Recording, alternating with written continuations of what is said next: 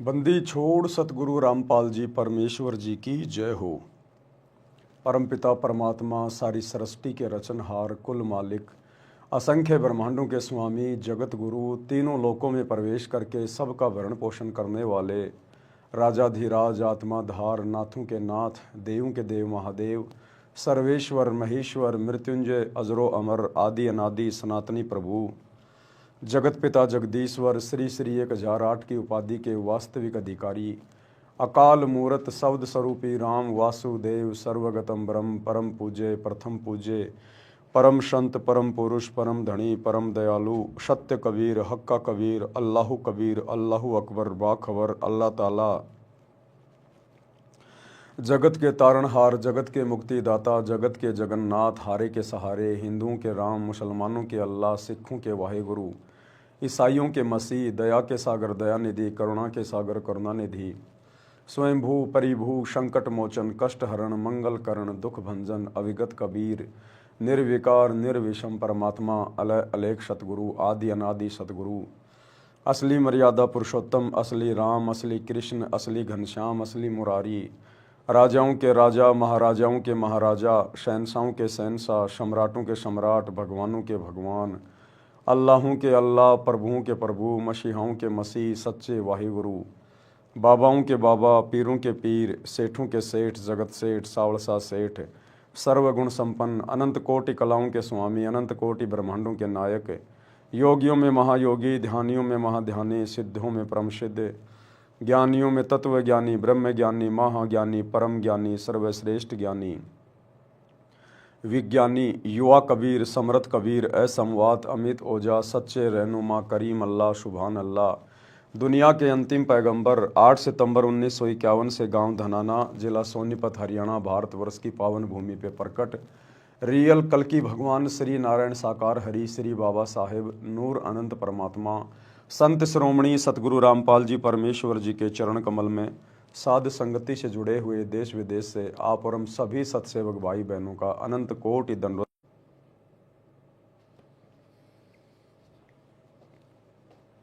हो गया। तो सौभाग्य है उन आत्माओं का जिनको कलयुग की बिचली पीढ़ी में सतगुरु मिल गया सतभक्ति मिल गई और परम सौभाग्य है उन आत्माओं को जिनको सतगुरु भी मिल गया सतभक्ति भी मिल गई और साथ में सुसंगति यानी साध संगति भी मिल गई, क्योंकि साध संगति सतलोक के लिए सतगुरु रामपाल जी भगवान का ट्रेनिंग सेंटर है। साध संगति से जुड़े बिना आप जी सतलोक की प्राप्ति नहीं कर सकते। ये कलयुग की बिचली पीढ़ी में परमात्मा की सुनियोजित प्लानिंग होती है साध संगतियां शुरू करवाना। साध संगति से ही सतगुरु रूप में धरती पे प्रकट कबीर परमेश्वर को पहचाना जा सकता है, दूसरा कोई तरीका नहीं है। जोर जबरदस्ती का काम इस भक्ति मार्ग में है नहीं, इसलिए परमात्मा ने केवल ज्ञान मार्ग चुना, ज्ञान को आधार बनाया कि ज्ञान को आधार बनाकर ही ये आत्माएं अगर सतगुरु को परमात्मा के रूप में हृदय से स्वीकार कर लेंगी तो ये आत्मा सतलोक के योग्य बन सकेगी, अन्यथा नहीं बने सकेगी। तो परमेश्वर ने दया बख्शी, हमें साथ संगति से जोड़ा, अपनी पहचान करवाई, हमें इस योग्य बनाया परमात्मा ने कि आज हम निसंशय होके निसंदेह होके गुरु को भगवान मान के ज्ञान को आधार बना के और अपनी भक्ति पर दृढ़ हैं। तो भाई और बहनों, पूज्य गुरुदेव जी के मुखारविंद से जो विशेष संदेश हिसार जेल से आए थे, अब उन विशेष संदेशों के ऊपर विशेष तौर पर निष्कर्ष निकालने की प्रक्रिया जारी है कि गुरुदेव ने क्या कुछ संकेत, क्या कुछ रहस्य, क्या कुछ विशेष बातें वर्तमान में हमारे लिए हिसार जेल से भेजी हैं सत्संगों के माध्यम से, विशेष संदेशों के माध्यम से। क्योंकि विशेष संदेश है, एक होता संदेश यानी नॉर्मल जानकारी और एक होता विशेष संदेश यानी बहुत महत्वपूर्ण कोई बात। तो ये सांकेतिक हैं, इनको हर किसी भगत के समझने की बस की बात नहीं है, इसलिए परमात्मा ने सात संगतियां रखवाई है। तो विशेष संदेश नंबर 11 का आज हमारा ये पार्ट नंबर 4 है, जिसके ऊपर अब हम आगे निष्कर्ष निकालेंगे गुरुदेव भगवान के आशीर्वाद से कि हमें किस प्रकार से भक्ति पर दृढ़ता मिले, हमारा विश्वास गुरुदेव के चरणों के प्रति दृढ़ हो। तो भाई और बहनों, हम आगे बढ़े। तो हम आगे बढ़ें उससे पहले दास अपने एक दोस्त से आपको मिलाना चाहेगा। हाँ जी, हमारे भी दोस्त हैं। तो पवन दास अपने एक दोस्त से आपको मिलाना चाहेगा। वैसे तो बहुत सारे दोस्त हैं, बहुत हैं, गिनती नहीं है। लड़कियां भी मेरी दोस्त हैं, लड़के भी मेरे दोस्त हैं, बहुत हैं मेरे दोस्त, बहुत बहुत बहुत, गिनती नहीं है। तो आज मैं आपको अपने एक दोस्त से मिला रहा हूं, फ्रेंड से। आपकी आत्मा खुश हो जाएगी, जी खुश हो जाएगा आपको। अब दोस्त का मुझे नाम तो पता नहीं, लेकिन आपको पता चल जाए तो आप देख लेना। तो ये मेरे बहुत ही अजीज, मेरे बहुत ही अच्छे प्रेमी हैं, मेरे दोस्त हैं। और ये 9 से 11 मार्च 2025 का जो इन सतलोक आश्रमों में गरीबदास जी का बोध दिवस मनाया जा रहा है, ये उसका प्रचार प्रसार करने में लगा हुआ, थोड़ा बिजी है अभी। तो मेरे दोस्त से आप सुन लीजिएगा एक बार क्या कह रहे हैं। गरीब अनंत कोटि ब्रह्मांड का एक रति नहीं बार, सतगुरु पुरुष कबीर है कुल के सिरजनहार। नमस्कार दोस्तों, जगत गुरु तत्वदर्शी नमस्कार दोस्तों, क्या कहा मेरे दोस्त ने? नमस्कार दोस्तों, नमस्कार दोस्तों। एक बार फिर सुन लीजिए, कहीं आपको गलतफहमी हो जाए। नमस्कार दोस्तों, जगत गुरु तत्वदर्शी संत रामपाल जी महाराज की नमस्कार दोस्तों।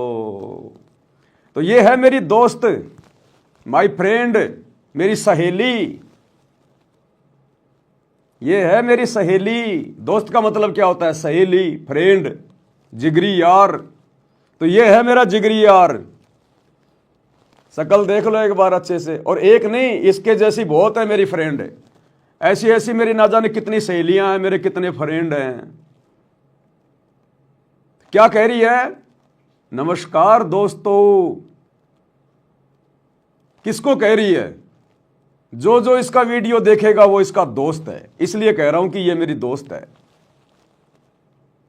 ये आपकी भी दोस्त है। अब हजारों ने ये वीडियो देख लिया, देख रहे हो, आगे भी देखोगे। तो जितने भी व्यक्ति इसका वीडियो देखोगे, आप सब इसके दोस्त बनते चले जाओगे। दोस्त, फ्रेंड, इसके प्रेमी, जिगरी यार। तो ये दोस्त है मेरी। और ऐसी ऐसी ना जाने सतलोक आश्रमों में कितनी सहेलियां मेरे कितने दोस्त हैं जो रोजाना वीडियो बनाती हैं। वो जवान जवान लड़कियां, वो माता बहनें, बूढ़े बूढ़े, कि नमस्कार दोस्तों, नमस्कार दोस्तों। तो सब हमारे दोस्त हैं भाई। किसको कह रही है दोस्ती? सोशल मीडिया पे डाल रही है। जो जो इसको वीडियो देखेगा, जो जो इसको फॉलो करेगा, वो इसके दोस्त हैं। तो ये मेरी दोस्त है। ये मेरी गुरु बहन नहीं है, ये मेरी दोस्त है। क्योंकि मेरी गुरु बहनें इतनी बेशर्म नहीं है। मेरी गुरु बहनें अपनी इज्जत का सत्यानाश नहीं करती हैं। सरेआम मार्केट में अपने गुरुजी की इज्जत को नहीं उछालती हैं, लोगों को दोस्त कह के, फ्रेंड कह के। मेरी गुरु बहनें बहुत समझदार हैं, बहुत इज्जतदार हैं। मेरी गुरु बहनें कभी भी किसी को दोस्त नहीं कहती। वो गुरु भाई कहती हैं, भाई और बहनों कहती हैं। परमात्मा की प्यारी आत्माएं कहकर संबोधित करती हैं। दोस्त कहकर मेरी गुरु बहनें संबोधित नहीं करती। बेशरम, बेहया, जिनकी खुद की इज्जत नहीं, जिनको खुद को दो कौड़ी का ज्ञान नहीं, उनके माता पिता के संस्कार ऐसे घटिया, उनके भगत भाई बहनों के संस्कार, जिन आश्रमों से वो जुड़ी है, उनके संस्कार इतने घटिया। वो औरतें कहती हैं नमस्कार दोस्तों, नमस्कार दोस्तों। कितने दोस्त हैं इसके? अरे इसके कितने दोस्त हैं हिंदुस्तान में, पता ही नहीं है। इसके चैनल पर जितने भी इसके फॉलोवर हैं, सारे इसके दोस्त हैं। इसका बाप ये वीडियो सुनेगा, वो भी इसका दोस्त हो जाएगा। क्योंकि वीडियो सुनने वाले को तो कह रही है नमस्कार दोस्तों। इसका भाई सुनेगा, वो भी इसका दोस्त हो गया। इसका मामा सुनेगा, वो भी इसका दोस्त हो गया। इसका फूफा सुनेगा, वो भी इसका दोस्त हो गया। और इसका गुरु सुनेगा तो इसका गुरु भी इसका दोस्त हो गया। तो ये है सतलोक आश्रमों से जुड़े हुए भाई बहनों का ज्ञान, तत्व ज्ञान। नमस्कार दोस्तों, एक शादी थी एक लड़के की, लड़का घोड़ी पे बैठा था, डीजे बज रहा था, सामने लड़के की बुआ नाच रही, लड़के की माँ भी नाच रही, लड़के की बहन भी नाच रही, और गाना चल रहा, आज मेरे यार की शादी है, यार की शादी है, मेरे दिलदार की शादी है, आज मेरे यार की शादी है। तो किसी समझदार व्यक्ति ने कहा, रे देखो भाई, कलयुग आ गया, कलयुग। दूल्हा घोड़ी पे बैठा है और डीजे पे गाना बज रहा है, आज मेरे यार की शादी है, और सामने माँ नाच रही है, बुआ नाच रही है, बहन नाच रही है, और गाना क्या चल रहा है, आज मेरे यार की शादी है। वो लड़का अपनी माँ का भी यार हो गया, क्योंकि आज मेरे यार की शादी है, माँ नाच रही है। वो लड़का उस बुआ का भी यार हो गया, आज मेरे यार की शादी है।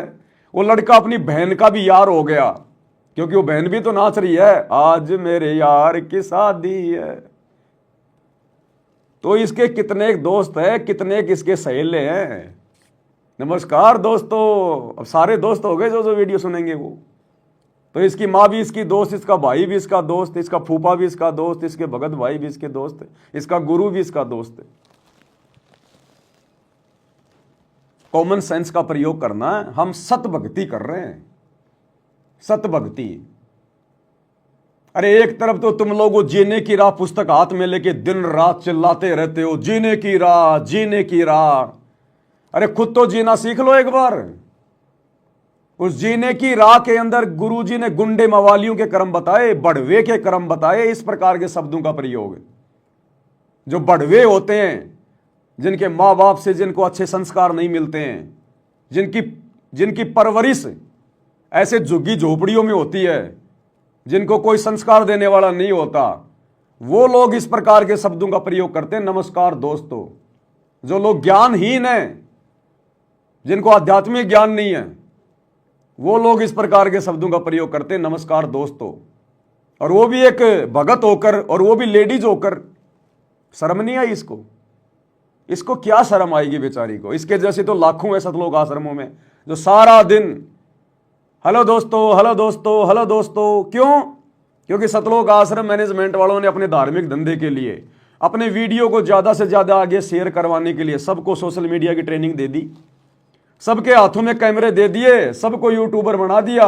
अब ये लोग गुरुजी का ज्ञान प्रचार कम और भंडारों का ज्यादा कर रहे हैं, और खुद की प्रसिद्धि ज्यादा फैला रहे हैं। नमस्कार दोस्तों, हेलो दोस्तों, कैसे हो दोस्तों? अरे मेरी दोस्त मैं बिल्कुल एक नंबर का हूं, तू बता कैसी है?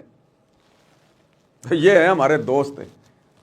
शर्म आती है हमारे को भाई, क्या करें। अब बड़ी मुश्किल से एक दोस्त मिला है मेरे को। अभी और देखूंगा सोशल मीडिया पर, बहुत सारे दोस्त हैं मेरे, ऐसी बात नहीं है, बहुत है। इससे भी सुंदर सुंदर, इससे भी अच्छी अच्छी, जवान जवान बहुत दोस्त है मेरी। इनको शर्म आनी चाहिए। अपने आप को ये भगत कहती हैं, अपने आप को सतगुरु रामपाल जी की शिष्या कहती हैं। इनको शर्म आनी चाहिए, शर्म। इस बहन तक वीडियो पहुंचा देना, शेयर कर देना इसको ज़्यादा से ज़्यादा। अगर इसको जरा सी अकल आ जाए तो, अगर शर्मिंदगी महसूस हो जाए तो क्षमा याचना कर ले अपने गुरुदेव भगवान से, और आगे अपने मुंह के ऊपर लोक लगा ले। अगर बोले तो सत्साई भाई और बहनों, ये नमस्कार दोस्तों क्या है? ये जगत की भाषा, गुंडे मवालियों की भाषा है, कुसंस्कारी बच्चों की भाषा है ये। तो गुरुदेव ने क्या सिखाया हमारे को 30 वर्षों में, और गुरुदेव के परिवार ने देखो इनको बेचारियों को, इनको कौवे बना दिए। कौवे कोयल की भाषा नहीं है नमस्कार दोस्तों, ये कौओं की भाषा है। तो थोड़ा विचार करना पड़ेगा भाई और बहनों। हम परम संत के बच्चे हैं, हम किसी ऐरे गहरे नत्थु बैरे आचार्य शंकराचार्य के भगत नहीं है। गुरुदेव भगवान अपने सत्संगों में कहते हैं कि बच्चों, भक्ति मार्ग में आने के बाद भगत का उठना, बैठना, बोलना, चलना, हर एक चीज के ऊपर भगत को विचार करना चाहिए। क्योंकि आपको पूरी दुनिया देखेगी आने वाले समय में, आपको पूरी दुनिया सुनेगी, क्योंकि आने वाले समय में आपके गुरु का ही ज्ञान चलेगा। तो लोग क्या सोचेंगे फिर, क्या समझेंगे फिर लोग, कि जब सतगुरु रामपाल जी के भक्तों को बोलना नहीं आता, जब इनको बोलने की तमीज नहीं है, कि किस प्रकार से शब्दों का मुंह से उच्चारण करना चाहिए। अब कोई 80 साल का बूढ़ा इसका वीडियो देखेगा, वो भी इसका दोस्त हो गया। इसका बाप देखेगा, वो भी इसका दोस्त हो गया। कोई ऐरा गहरा नथु बहरा देखेगा, कोई गुंडा शराबी देखेगा, कोई नशेड़ी देखेगा, वो भी इसका दोस्त हो गया। कितने दोस्त हैं इसके। जबकि गुरुदेव ने क्या बताया कि नाम दीक्षा लेने के बाद भगत का उठना, बैठना, बोलना, चलना सभ्य होना चाहिए, लगना चाहिए कि ये भगत है। क्या कह रहे हैं गुरुदेव भगवान। तो पुण्यात्माओं, ऐसे सत्संग में आने से इस प्रकार की समस्याओं का समाधान होता है, लेकिन असर उनका है जो पुण्यात्मा होती हैं। ये पत्थर और बांस के जैसे प्राणियों का नहीं हुआ करती। जिस घर में नाम इस सतपुरुष का और उस घर में लड़ाई, फिर उनका असर ना हो रहा है, वो तो पत्थर कैसे है, माड़ी सी घर्षण लगते नो चिंगारी पाटे हैं। पुण्यात्माओं, इसके अंदर हमने परिवर्तन बहुत करना पड़ेगा। हमारे बोलने और बतलाने में, चलने और उठने और बैठने और निगाह दृष्टि में भी साधुता आनी चाहिए। एक तो चटक मटक करके चले, एक सीधा सा जैसे बिल्कुल भक्त संत चला करते हैं। उठने और बैठने में भी कहीं बकवाद नजर नहीं आवे, देखने में भी कोई ऐसी त्रुटि संत की दृष्टि में नहीं होनी चाहिए, भगत की में। तो हम सत्संगी हैं, अन्यथा हम केवल नाम उपदेश है, असर कति नहीं। तो गुरुदेव कह रहे भगत के तो उठने, बैठने, चलने में, बोलने में, भगत की हर क्रिया में साधुता नजर आनी चाहिए। साधुता की ये भगत है वास्तव में। और वही जगत वाले काम दुनिया भर के यूट्यूबर छोटे छोटे वीडियो रील बना के दुनिया भर के दिन में डालते रहते हैं गंदगी। हेलो दोस्तों, hello friend, how are you. और हम भगत होके भी नमस्कार दोस्तों, नमस्कार दोस्तों। क्या ये बड़वों जैसी भाषा। आप भगत हो, बड़वे नहीं हो। बड़वे बनना चाह रहे तो बात अलग है। और बड़वे बनना तो फिर सतगुरु रामपाल जी की आड़ मत लो, फिर बाहर जाके बड़वागिरी करो, अपने आप हो जाओगे प्रसिद्ध दुनिया में। तो गुरुदेव कह रहे हैं जिस घर में नाम सतपुरुष का और उस घर में झगड़ा, वो भगत नहीं है। फिर अब यहां भक्तों को शंका हो जाएगी कि भाई मैं तो अकेला उपदेशी हूं और मेरे घर में तो रोजाना ही झगड़ा होता है, मेरे को भक्ति नहीं करने देते। कभी मेरी पत्नी लड़ती है, कभी मेरा पिता लड़ता है, कभी मेरी माँ लड़ती है। देखो भाई और बहनों, गुरुदेव यहां उस परिवार के लिए कह रहे हैं जो पूरा परिवार उपदेशी है, सबने नाम ले रखा है और उसके बाद भी छोटी छोटी बातों पे लड़ाई झगड़ा करते हैं, मनमुटाव करते हैं, खींचातानी करते हैं, तो वो हैं कंजर। वो भगत नहीं है, फिर वो कंजर बताए गुरुदेव ने, जो नाम उपदेश लेने के बाद भी लड़ाई झगड़ा करते रहते हैं। उनके ऊपर फिर ज्ञान का असर नहीं हुआ, वो कंजर हैं, कंजर। और परिवार में आपने अकेले ने नाम ले रखा है, बाकी सब आपके विरोध में हैं और वो जबरदस्ती आपके साथ में लड़ाई झगड़ा करते हैं, तो उसमें आपका दोष नहीं है। उस परिवार के लिए नहीं कहा गुरुजी ने। पूरा परिवार उपदेशी और फिर भी लड़ाई झगड़ा, वही पहली वाली बातें, खींचातानी, मनमुटाव, राग द्वेष, तो फिर वो कंजर परिवार है, वो भगत परिवार नहीं है। तो भाई और बहनों, हम सत्सेवकों ने तो शिक्षा लेनी है, शिक्षा। ये इस प्रकार के उदाहरण जो हमारे सामने आ रहे हैं ना इन भगत भाई बहनों के जो आश्रमों से जुड़े हुए हैं, तो आप और हमने तो शिक्षा लेनी है। और ज्यादा हमने समझदार होकर चलना है कि हम कभी भी किसी भी प्रकार से ना तो समाज की नजरों में गिरें और ना अपने गुरुदेव की नजरों में गिरें। और हम भक्तों से, सत्सेवकों से उठने, बैठने, बोलने, चलने में, निगाह दृष्टि में कोई भी ऐसी गलत क्रिया ना हो जाए, क्योंकि दुनिया तो बहुत देर में देखेगी, भक्तों को तो बहुत बाद में चलेगा भगत ने क्या गलती कर दी। लेकिन अंतर्यामी सतगुरु जो हमारे घट में बैठा है, हम उससे कैसे छुपा लेंगे। मेरे पर्दे के महल में पिया जी और तुमसे कैसे छुपा लूं जिया जी। जीतादास जी ने अपने गुरुजी के लिए कहा था कि मेरे पर्दे के महल में पिया जी, कि हे मेरे गुरुदेव, आप तो मेरे हृदय में बैठे हो, आपसे मैं क्या छुपा सकता हूं। तो हमने दुनिया को देख के नहीं चलना, हमने समाज को देख के नहीं चलना। हमारा गुरु क्या सोचेगा, हमारा गुरु क्या कहेगा। हम किसकी नजरों में सबसे पहले गिरते हैं? अपने गुरु की नजरों में। क्योंकि गुरु को दिखाने की जरूरत नहीं, गुरु को बताने की जरूरत नहीं। अंतर्यामी एक तुम आत्म के आधार, जो तुम छोड़ो हाथों में कौन उतारे पार। तो हमने तो इस बात से डर कर, भयभीत होकर कि अगर मेरा गुरु नाराज हो गया मेरी किसी भी क्रिया से तो क्या बनेगा मेरा तो जीवन नरक बन गया, सत्यानाश हो गया भक्ति का। और एक बार यदि गुरु नाराज हो गया तो फिर कहते हैं रहीमन धागा प्रेम का मत तोड़ो छिटकाए, टूटे से फिर ना जुड़े, जुड़े तो गांठ पड़ जाए। फिर वो अर्जुन सर्जुन वाली सी बात हो जाएगी कि भैया कितना ही रो लो, कितना ही धो लो, कितने पैर पकड़ लो, अब तुम मेरे इस शरीर से पार नहीं हो सकते। तो 250 वर्ष उनको फिर से इंतजार करना पड़ा। और गरीबदास जी के रूप में दोबारा से कबीर परमात्मा आए, तब उनको नाम दिया। और उस जन्म में भी पार नहीं हो पाए क्योंकि वो पार होने का समय नहीं था। अब अर्जुन सर्जुन का जन्म होगा या हो चुका होगा। और इस जन्म में भी यदि वो गुरु को परमात्मा मान के भक्ति करेंगे, मन में जरा सा भी दोष पैदा नहीं करेंगे, तो कहीं जाकर उनकी बात बनेगी।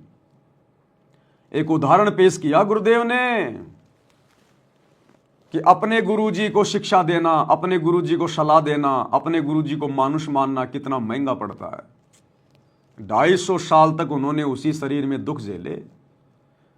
आज 60-70 साल के बाद आदमी का जीना मुश्किल हो जाता है, और 250 साल उन्होंने बुढ़ापा काटा केवल एक गलती, गुरु को शिक्षा देना, गुरु को मानुष माना। तो गुरुजी हमें शिक्षा दे रहे हैं अर्जुन सर्जुन के माध्यम से बिचली पीढ़ी वालों को कि ऐसी गलती मत कर देना तुम इस कलयुग की बिचली पीढ़ी में, अपने गुरु को मानुष मत मान लेना। गुरु मानुष कर जानते वो नर कही अंध हुए दुखी संसार में आ गए हम के फंदे। तो हमने शिक्षा लेनी है भाई।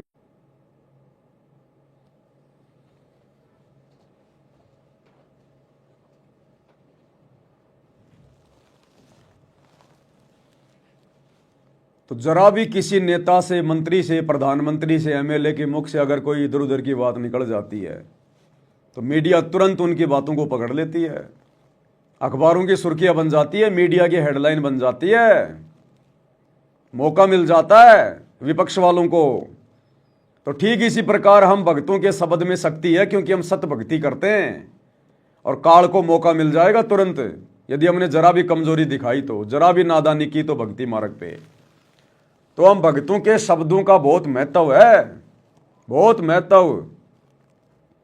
अब एक शब्द तो नमस्कार भाई और बहनों, सत्साई भाई और बहनों, ये कितना प्यारा लगता है, बोलने में कितना अच्छा लगता है, कितना मधुर है, शीतलता देता है, मन में पवित्रता को लेके आता है।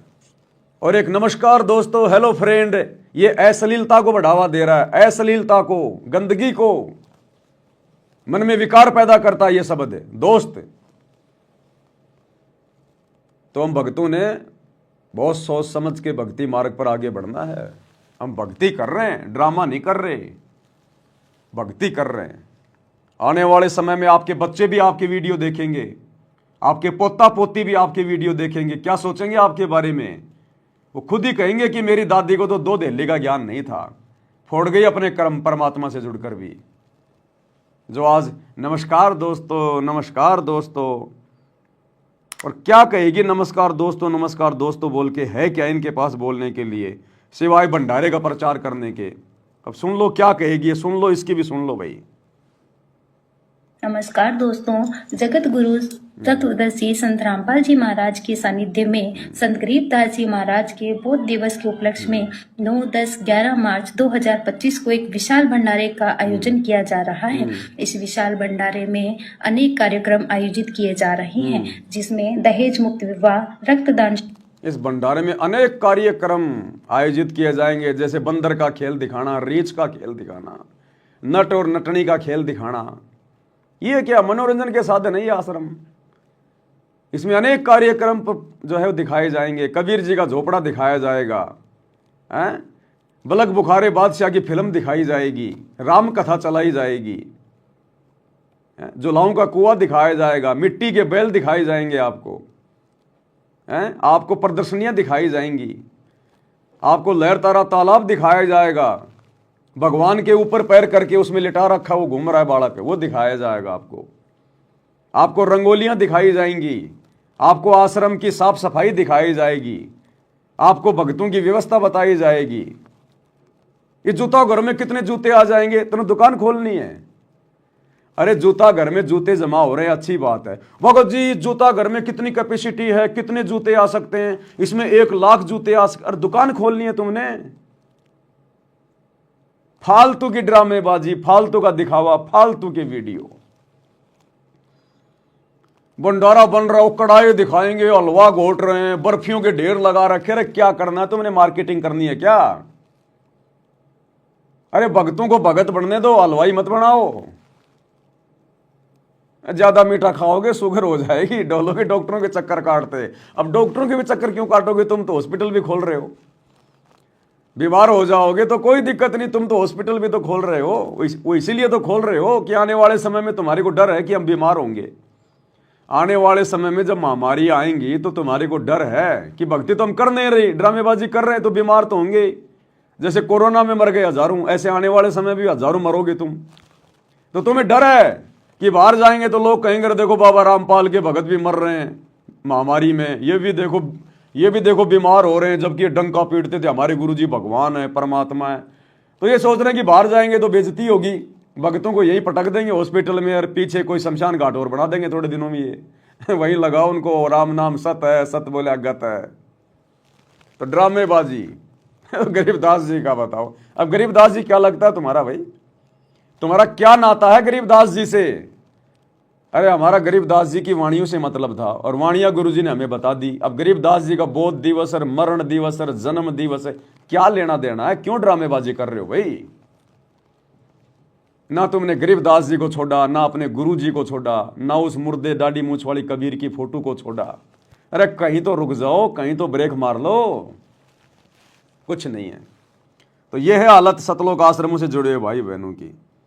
और सत्सेवकों के घरों में जाके देखो, सत्सेवकों के घरों में जिन्होंने अपने गुरु को हृदय से अपना परमात्मा मान लिया, उनकी भाषा देखो, उनकी बोलचाल देखो, उनका रहना सहना देखो, उनका संघर्ष देखो, उनकी भक्ति देखो। घर घर में बेड लग गए, गुरु जी को परमात्मा मान के विराजमान कर लिया। गीता अध्याय 3 श्लोक 13 के अनुसार घर घर में गुरु जी को भोग लग रहा है।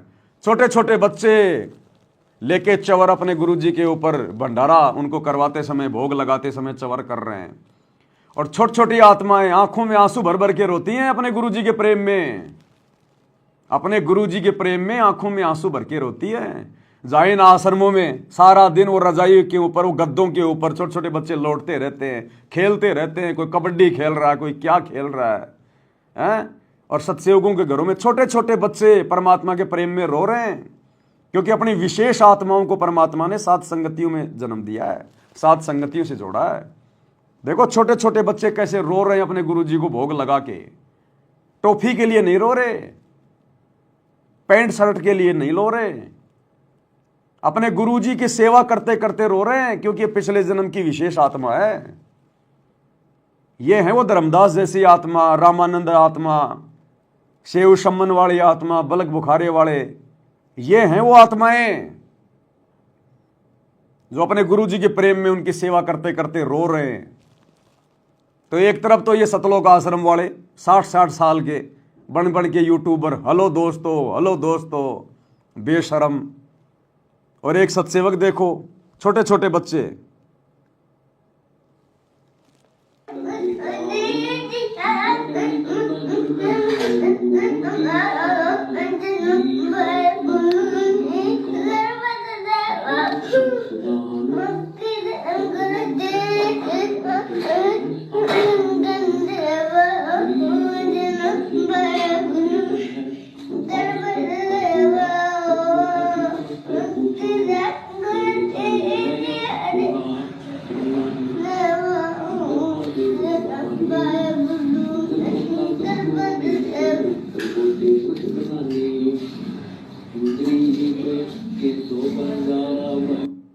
देखो कैसे अपने गुरु जी के प्रेम में रो रहे हैं छोटे छोटे बच्चे अपने गुरु जी को भोग लगाते समय। हम विनती करते जी, गुरु जी थारे आ गए, साहिब थारे आ गए। तो कहाँ है परमेश्वर की विशेष आत्माएं, श्रेष्ठ आत्माएं? इन आश्रमों में नहीं है। अरे आश्रमों में आने वालों के माँ और बाप बिगड़ गए तो उनके बच्चे कहां से सुधरेंगे? अरे जिनके माता पिता बिगड़े हुए हैं उनके बच्चे कहां से सुधर जाएंगे? बकवादें होती हैं, बकवादें, प्यार प्रेम की बातें, शादियों की बातें, अश्लील बातें, ड्रामेबाजी, मोबाइल ले लेके सेल्फियां खींचते रहेंगे। वहां जगत वालों को घुसेड़ दिया भक्तों के बीच में, है कोई वहां पे कोई शुद्धता? इसलिए परमात्मा ने सात संगतियां शुरू करवाई, अपने मिशन को गति देने के लिए। अपनी प्यारी आत्माओं को परमात्मा ने छांट लिया और जो गंदगी, जो कूड़ा करकट है, वो उन आश्रमों में छोड़ दिया। इसलिए भाई और बहनों, सात संगतियों की आवश्यकता पड़ी, नहीं तो परमात्मा ने कोई जरूरत नहीं थी सात संगतियां शुरू करवाने की। तो आगे बढ़ते हैं। विशेष संदेश नंबर 11 का पार्ट नंबर आज 4 है। गुरुदेव हमें और क्या समझा रहे हैं, किस प्रकार से एक नेक भगत बनने की शिक्षा दे रहे हैं, कौन कौन सी गलतियां करेंगे तो हम नुकसान उठाएंगे, क्या बता रहे हैं गुरुदेव? तो बच्चों, अब इस समय को संभालो और इस परमात्मा की समर्थता से परिचित हो जाओ। इस गंदे लोक ने अच्छी तरह समझ लो।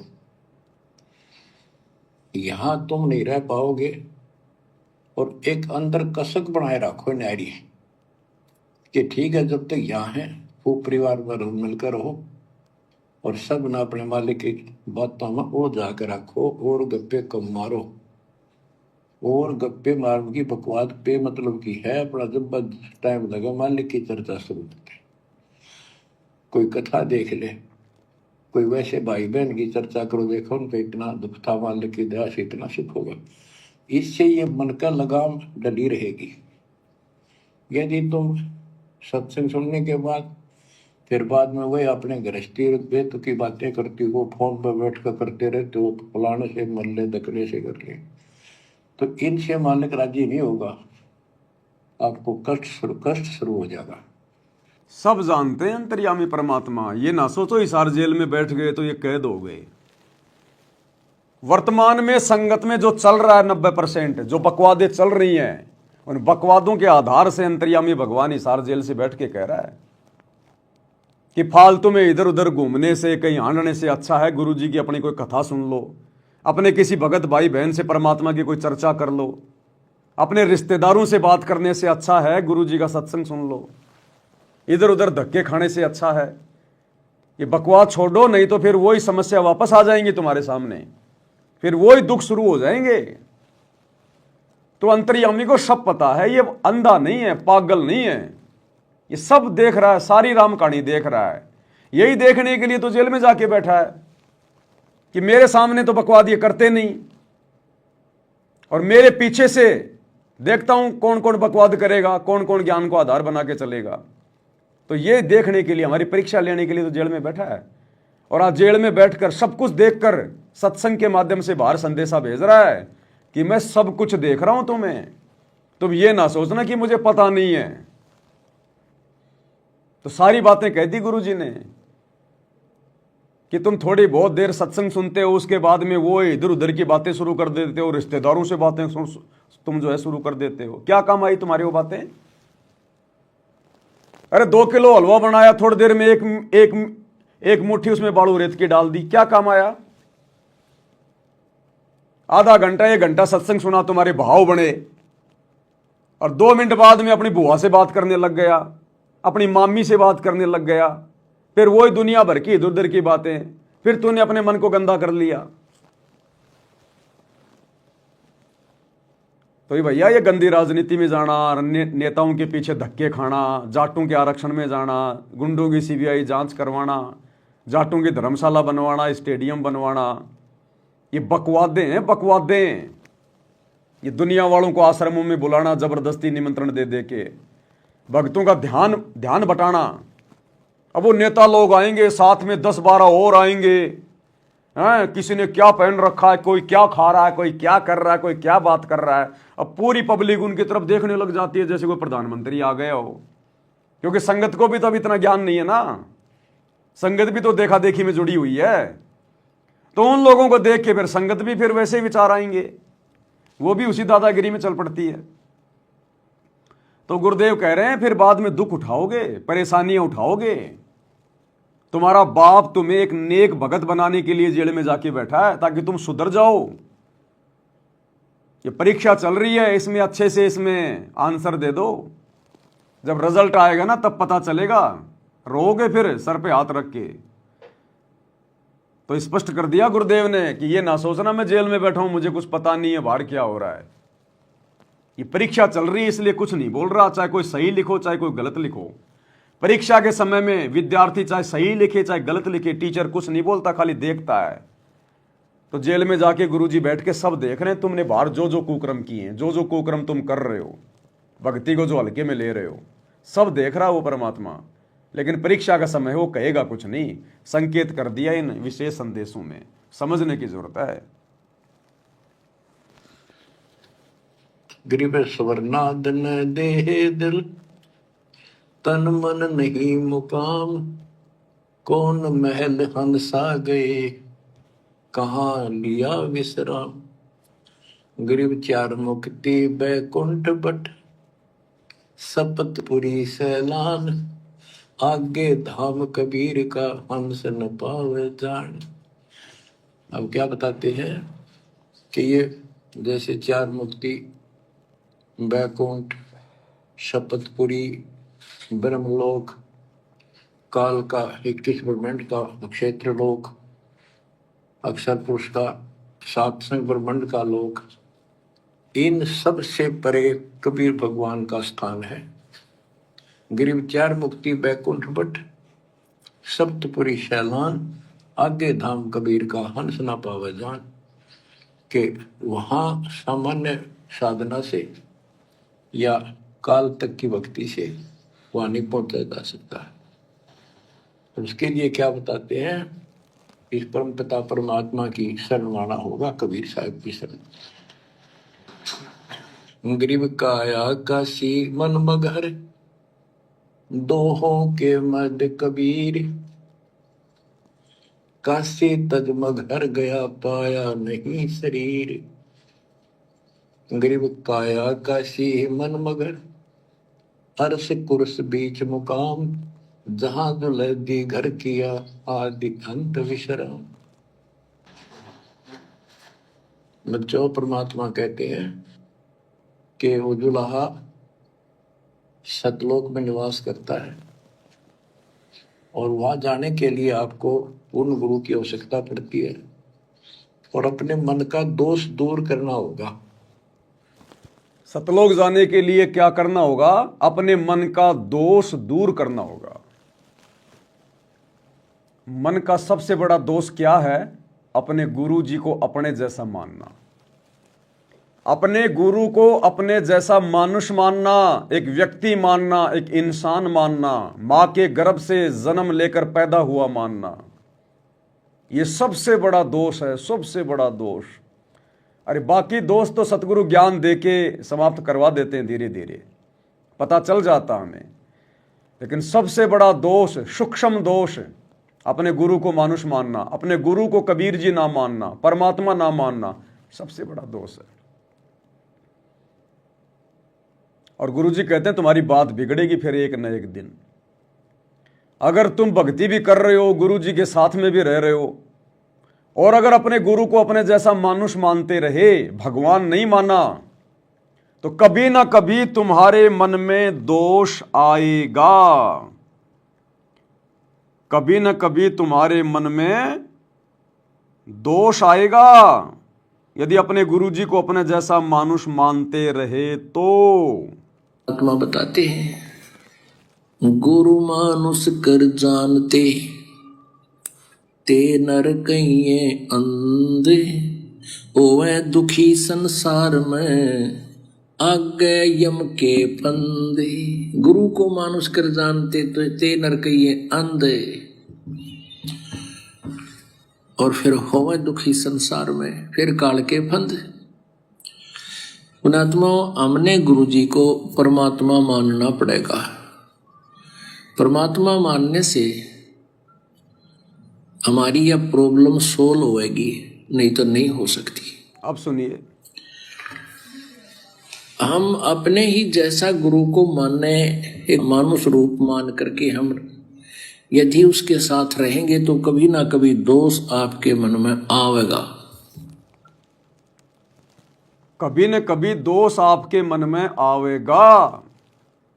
यदि आपने अपने गुरु को अपने जैसा मानुष माना तो कभी न कभी आपके मन में दोष आवेगा। ये सतगुरु के वचन हैं। साध वचन पलटे नहीं, पलट जाए ब्रह्मांड। क्या कह रहे हैं गुरुदेव? हम अपने ही जैसा गुरु को माने, एक मानुष रूप मान करके हम यदि उसके साथ रहेंगे तो कभी ना कभी दोष आपके मन में आवेगा।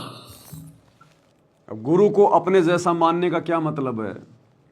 आप और हम तो मां के गर्भ से जन्म लेके आए, जेर में लिपट के आए, गंदगी में लिपट के आए, दो कोडी के जीव हैं।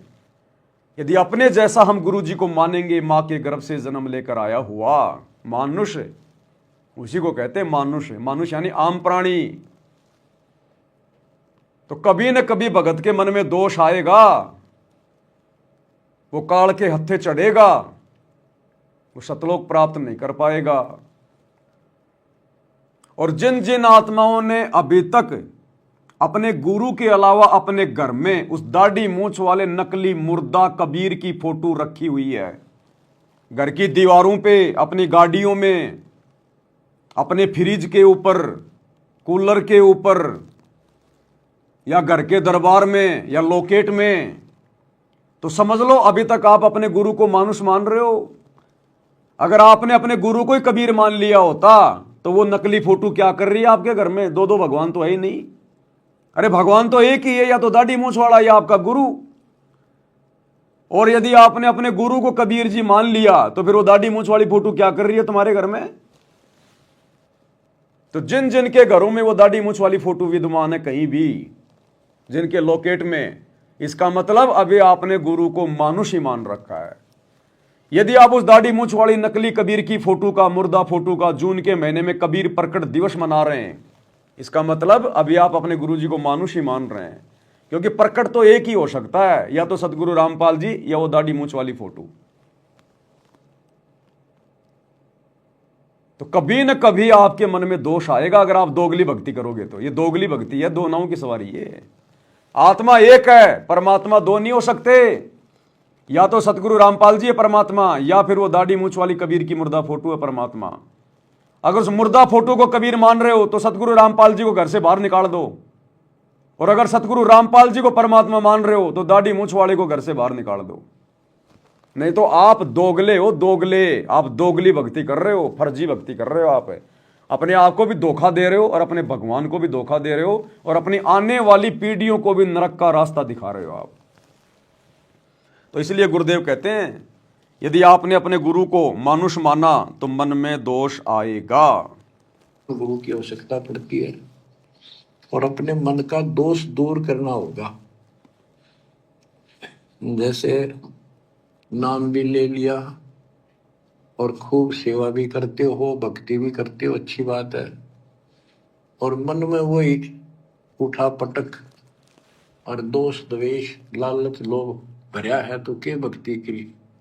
भक्ति भी कर रहे हो, नाम भी ले लिया, और मन में वो लालब, लोभ, द्वेष, स्वार्थ, बकवाद, तो क्या भक्ति कर रहे हो फिर? तो नाम भी ले लिया संगत ने, गुरु जी परिवार ने भी नाम ले रखा है, कोऑर्डिनेटर ने भी नाम ले रखा है, और मन में वो राग, द्वेष, लोभ, लालच, स्वार्थ, बकवाद। बकवाद तो राजनेताओं के पीछे रैलियों में जा जाके कर दी। बकवाद कर दी हरियाणा की जाट धर्मशाला में 1 करोड़ रुपया लगा के 5वां फ्लोर बना के, और बकवाद कर दी स्टेडियम बनवा के लोभ लालच में आके, ताकि गांव वाले हमारे धनाना आश्रम का विरोध ना करें, गांव वालों को जो है खुश कर दो। स्टेडियम बना दिया करोड़ों रुपए का कि बच्चे खेलते रहेंगे बैडमिंटन। जाटों के आरक्षण में जाके बैठ गए, करोड़ों रुपया दे दिया। क्या लगते हैं तुम्हारे फूफा जी लगते हैं क्या वो? क्या मतलब था तुम्हारा भक्ति में आने के बाद किसी के आरक्षण में जाके बैठना? तो ये बकवादें, गुंडों की सीबीआई जांच, बकवादें, मां बकवादें। अरे आम नकली संतों के भगत भी गुंडों की सीबीआई जांच का समर्थन नहीं कर सकते। बता दो, उस राजस्थान के गैंगस्टर आनंदपाल सिंह की सीबीआई जांच का समर्थन किसी भी संत ने किया हो तो, किसी भी संत के भक्तों ने किया हो तो, और नालायकों तुम कहते हो कि हम तत्वदर्शी संत के भगत हैं, और तुम जाके उसकी रैलियों में बैठ गए, उनके धरने में जाके बैठ गए राजपूत करणी सेना के साथ में। तुम्हारी बुद्धि में कीड़े चल रहे हैं, कीड़े, काल बैठा है तुम्हारी बुद्धि पे। बता दो किसी भी संत ने हरियाणा के जाट आरक्षण का समर्थन किया हो तो। अरे संत अगर इस काल के लोक में आरक्षण के लिए लड़ाई लड़ेंगे तो अपने भक्तों का क्या खाक मोक्ष करवाएंगे? तो तुमने हर जगह गुरुजी का नाम बदनाम किया, हर जगह ये इतिहास बन गए। आने वाले समय में ये समाज तुम्हारी धोती सी धोएगा, तुम बोलने के लायक नहीं रहोगे आने वाले समय में। क्योंकि गुरुजी तो आने वाले समय में सब बातों से अपना पल्ला झाड़ लेंगे कि भैया मैंने कोई आदेश नहीं दिया, मैंने जो आदेश दिया वो मेरे सत्संगों में देख लो, सुन लो, इसके अलावा कोई आदेश नहीं है मेरा। फिर कहां जाओगे? फिर किसके आदेश थे? किसके थे पीले पर्चे? किसके आदेश से गुंडू की सीबीआई जांच में बैठे थे, 5-5 लाख रुपए दे रहे थे? किसके आदेश से जाट आरक्षण में बैठे थे, करोड़ों रुपया दे दिया? किसके आदेश से जाटों की धर्मशाला बनवा रहे हो, स्टेडियम बनवा रहे हो, बकवादे कर रहे हो, हॉस्पिटल खुलवा रहे हो? किसके आदेश से? गुरुजी तो पल्ला झाड़ेंगे भैया, क्योंकि वो परम संत है। अगर उसकी बातें दोगली हो गई तो धरती पे कोई उसकी भक्ति नहीं करेगा। एक तरफ गुरुजी कह रहे हैं कि मेरे भगत ने मोबाइल में वीडियो गेम भी नहीं देखना, कोई ताश खेल रहा है उसके पास भी नहीं बैठना, और यदि वही गुरु एक तरफ अगर स्टेडियम बनवा रहा है तो वो गुरु दोगला है। उस गुरु की भक्ति फिर दुनिया नहीं करेगी। एक तरफ गुरु कह रहा है कि जगतकार भगत का 36 का आंकड़ा है, साधु सेती कि दुनिया सेती दोस्ती पड़े भजन में भंग, और यदि वही गुरु गुंडों की सीबीआई जांच का समर्थन करने का आदेश दे रहा है, उनके रैलियों में जाने का आदेश दे रहा है, तो वो गुरु दोगला है। उस गुरु की भक्ति आने वाले समय में दुनिया नहीं करेगी। एक तरफ गुरु कह रहा है कि भक्ति का और राजनीति का कोई संबंध नहीं है, ये तो हानि का सौदा है भक्ति में राजनीति, और यदि वही गुरु तुम भक्तों से कभी कांग्रेस को और कभी बीजेपी को वोट डलवा रहा है तो वो गुरु दोगला है, वो गुरु नहीं है। फिर आने वाले समय में दुनिया उसकी भक्ति नहीं करेगी। तो ये वर्तमान समय परीक्षा का समय था, और संगत धोखा खा गई, धोखा ज्ञान को आधार ना बना के, और गुरु की आड़ में तुम लोगों के कर्म फुड़वा दिए गुरु के परिवार ने, इन कोऑर्डिनेटरों ने। अन्यथा एक भी माई का लाल, मैं चैलेंज करता हूं, ये पवन दास चैलेंज करता है, एक भी माई का लाल सतलोक आश्रमों से जुड़ा हुआ कोई कोऑर्डिनेटर, कोई भी संगत वाला, मुझे सतगुरु रामपाल जी का एक भी वो आदेश दिखा दो ऑडियो में, वीडियो में, जिन्होंने 2019 में कांग्रेस सरकार को वोट डालने का आदेश दिया हो, या 2024 में बीजेपी सरकार को वोट डालने का आदेश दिया हो, या हरियाणा के जाट आरक्षण में जाके बैठने का आदेश दिया हो, या आनंदपाल जैसे गुंडे की सीबीआई जांच करवाने का आदेश दिया हो, या धनाना का स्टेडियम बनाने का आदेश दिया हो, या अयोध्या में भंडारा लगाने का आदेश दिया हो, या इन आश्रमों में दुनिया भर का पाखंड करने का, ये कबीर का झोपड़ा बनाना, लहर तारा तालाब बनाना, जुलाओं का कुआं बनाना, आश्रम में रंगोलियां बनाना, ये मिट्टी के गधे और बैल बनाना, एक भी माई का लाल चैलेंज करता हूं, अगर असल बाप की पैदाइश हो, अगर असल में तुमने अपनी मां का दूध पिया है और अपने आप को संत रामपाल जी का भगत कहते हो, एक भी माई का लाल मुझे कोई भी आदेश दिखा दो मेरे गुरु का। फिर किसके आदेश से कर रहे हो तुम ये बकवाद? अरे किसके आदेश से कर रहे हो फिर ये बकवाद, जब तुमने अपने गुरु के मुंह से सुना ही नहीं?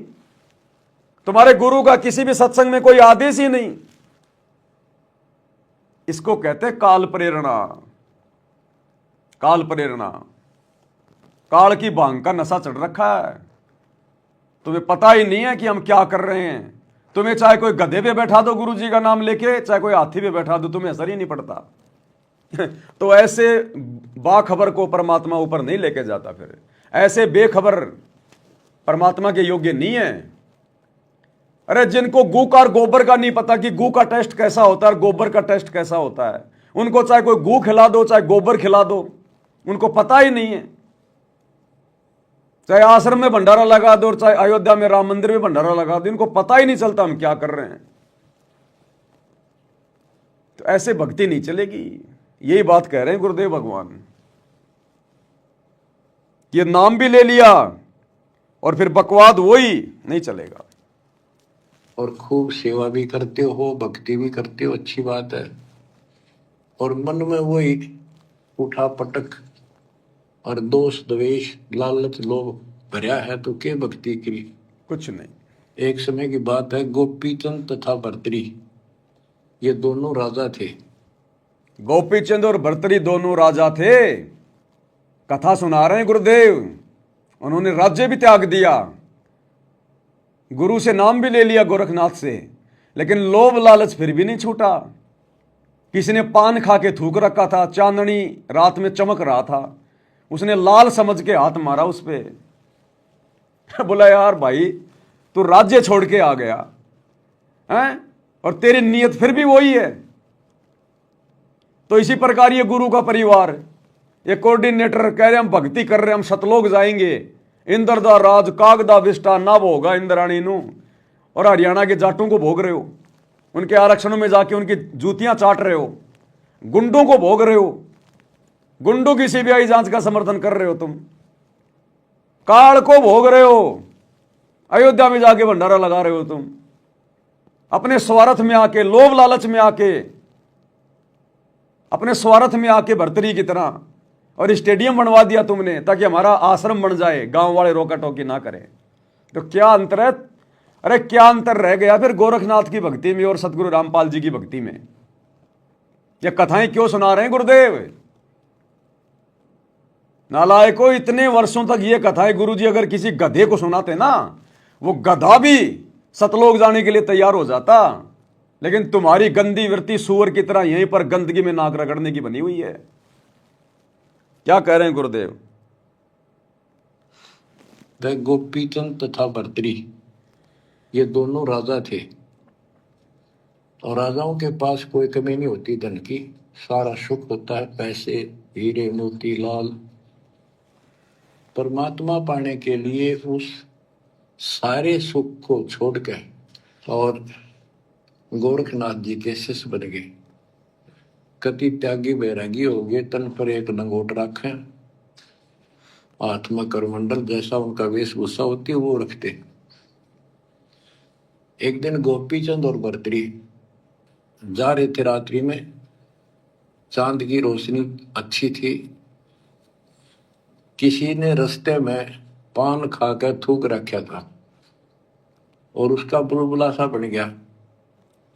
ये दोनों वहां जा रहे थे तो चांद की रोशनी में वो बुलबुला सा चमका। भर्तरी को लगा कि ये लाल पड़ा है, लाल हीरा। उसने एकदम उस पर हाथ मारा ठाण खातर, उसका हाथ धस गया थूक में। अरे गोपीचंद हंसे। गोपीचंद बोले नाथ जी क्या मिल गया ऐसा, कैसे बैठ गए चलते चलते?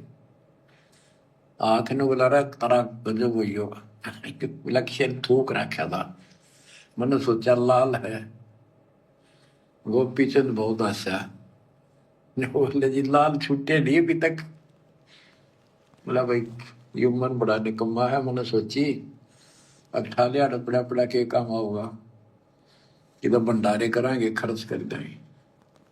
तो इसी प्रकार भाई और बहनों, उस गोपीचंद की तरह ये सत्सेवक भाई बहन गुरुजी के परिवार पे हंस रहे हैं, इस लाखों की मूर्ख संगत पे हंस रहे हैं। ये राजनीति, ये काल का थूक है जो इनको चमकता हुआ लाल दिखाई दे रहा है, इन सतलोक आश्रम वालों को, गुरुजी के परिवार को, कोऑर्डिनेटरों को। वो काल का थूक है, टट्टी है काल का। और हम सत्सेवक हंस रहे हैं इनकी मूर्खता को देख के, गुरुजी के परिवार की मूर्खता को देख के, भक्तों की मूर्खता को देख के। हमें गोपीचंद की तरह हंसी आ रही है कि गधो, नालायको, क्या भक्ति करी तुमने? क्यों भक्ति का ड्रामा कर रहे हो? क्यों भगत बनने का ढोंग कर रहे हो तुम? तुम्हारा ये लोभ लालच अभी नहीं छूटा, ये बकवास तुम्हारी अभी भी नहीं छूटी। वो काल का थूक राजनीति जिसमें तुम खुद भी नाक रगड़ रहे हो, जीभ से चाट रहे हो, भक्तों को भी जीभ से चटवा रहे हो। वो जाट आरक्षण, काल का थूक, तुम उसको लाल समझ के वहां बैठ रहे हो, उसके ऊपर करोड़ों रुपया लगा रहे हो चंदे में। ये जाटों की धर्मशाला बनवाना, काल का थूक, स्टेडियम बनवाना, काल का थूक। हमें भी हंसी आ रही है तुम्हारी इस नादानी पर, बेवकूफी पर। इन गधों ने क्या सीखा 24 घंटे गुरुजी के साथ रहकर पिछले 20-30 वर्षों में। अरे सत्सेवकों ने तो अभी अपने गुरुजी की साक्षात सूरत भी नहीं देखी, शकल भी नहीं देखी, केवल फोटो में देखी है। क्योंकि ज्यादातर भाई बहन संकल्प लेके भक्ति कर रहे हैं, संकल्प लेके। तुम नालायकों सार शब्द लेकर भी थूक चाट रहे हो काल का। और जिन्होंने संकल्प ले रखा है वो तुम्हें समझा रहे हैं कि थूक मत चाटो। नालायकों, क्या समझा तुमने गुरुजी से? फिर क्या तुमने ज्ञान समझा? क्या भक्ति करी फिर तुमने? अभी भी तुम थूक ही चाट रहे हो दुनिया का। तो हमें हंसी आ रही है भर्तरी गोपीचंद की तरह।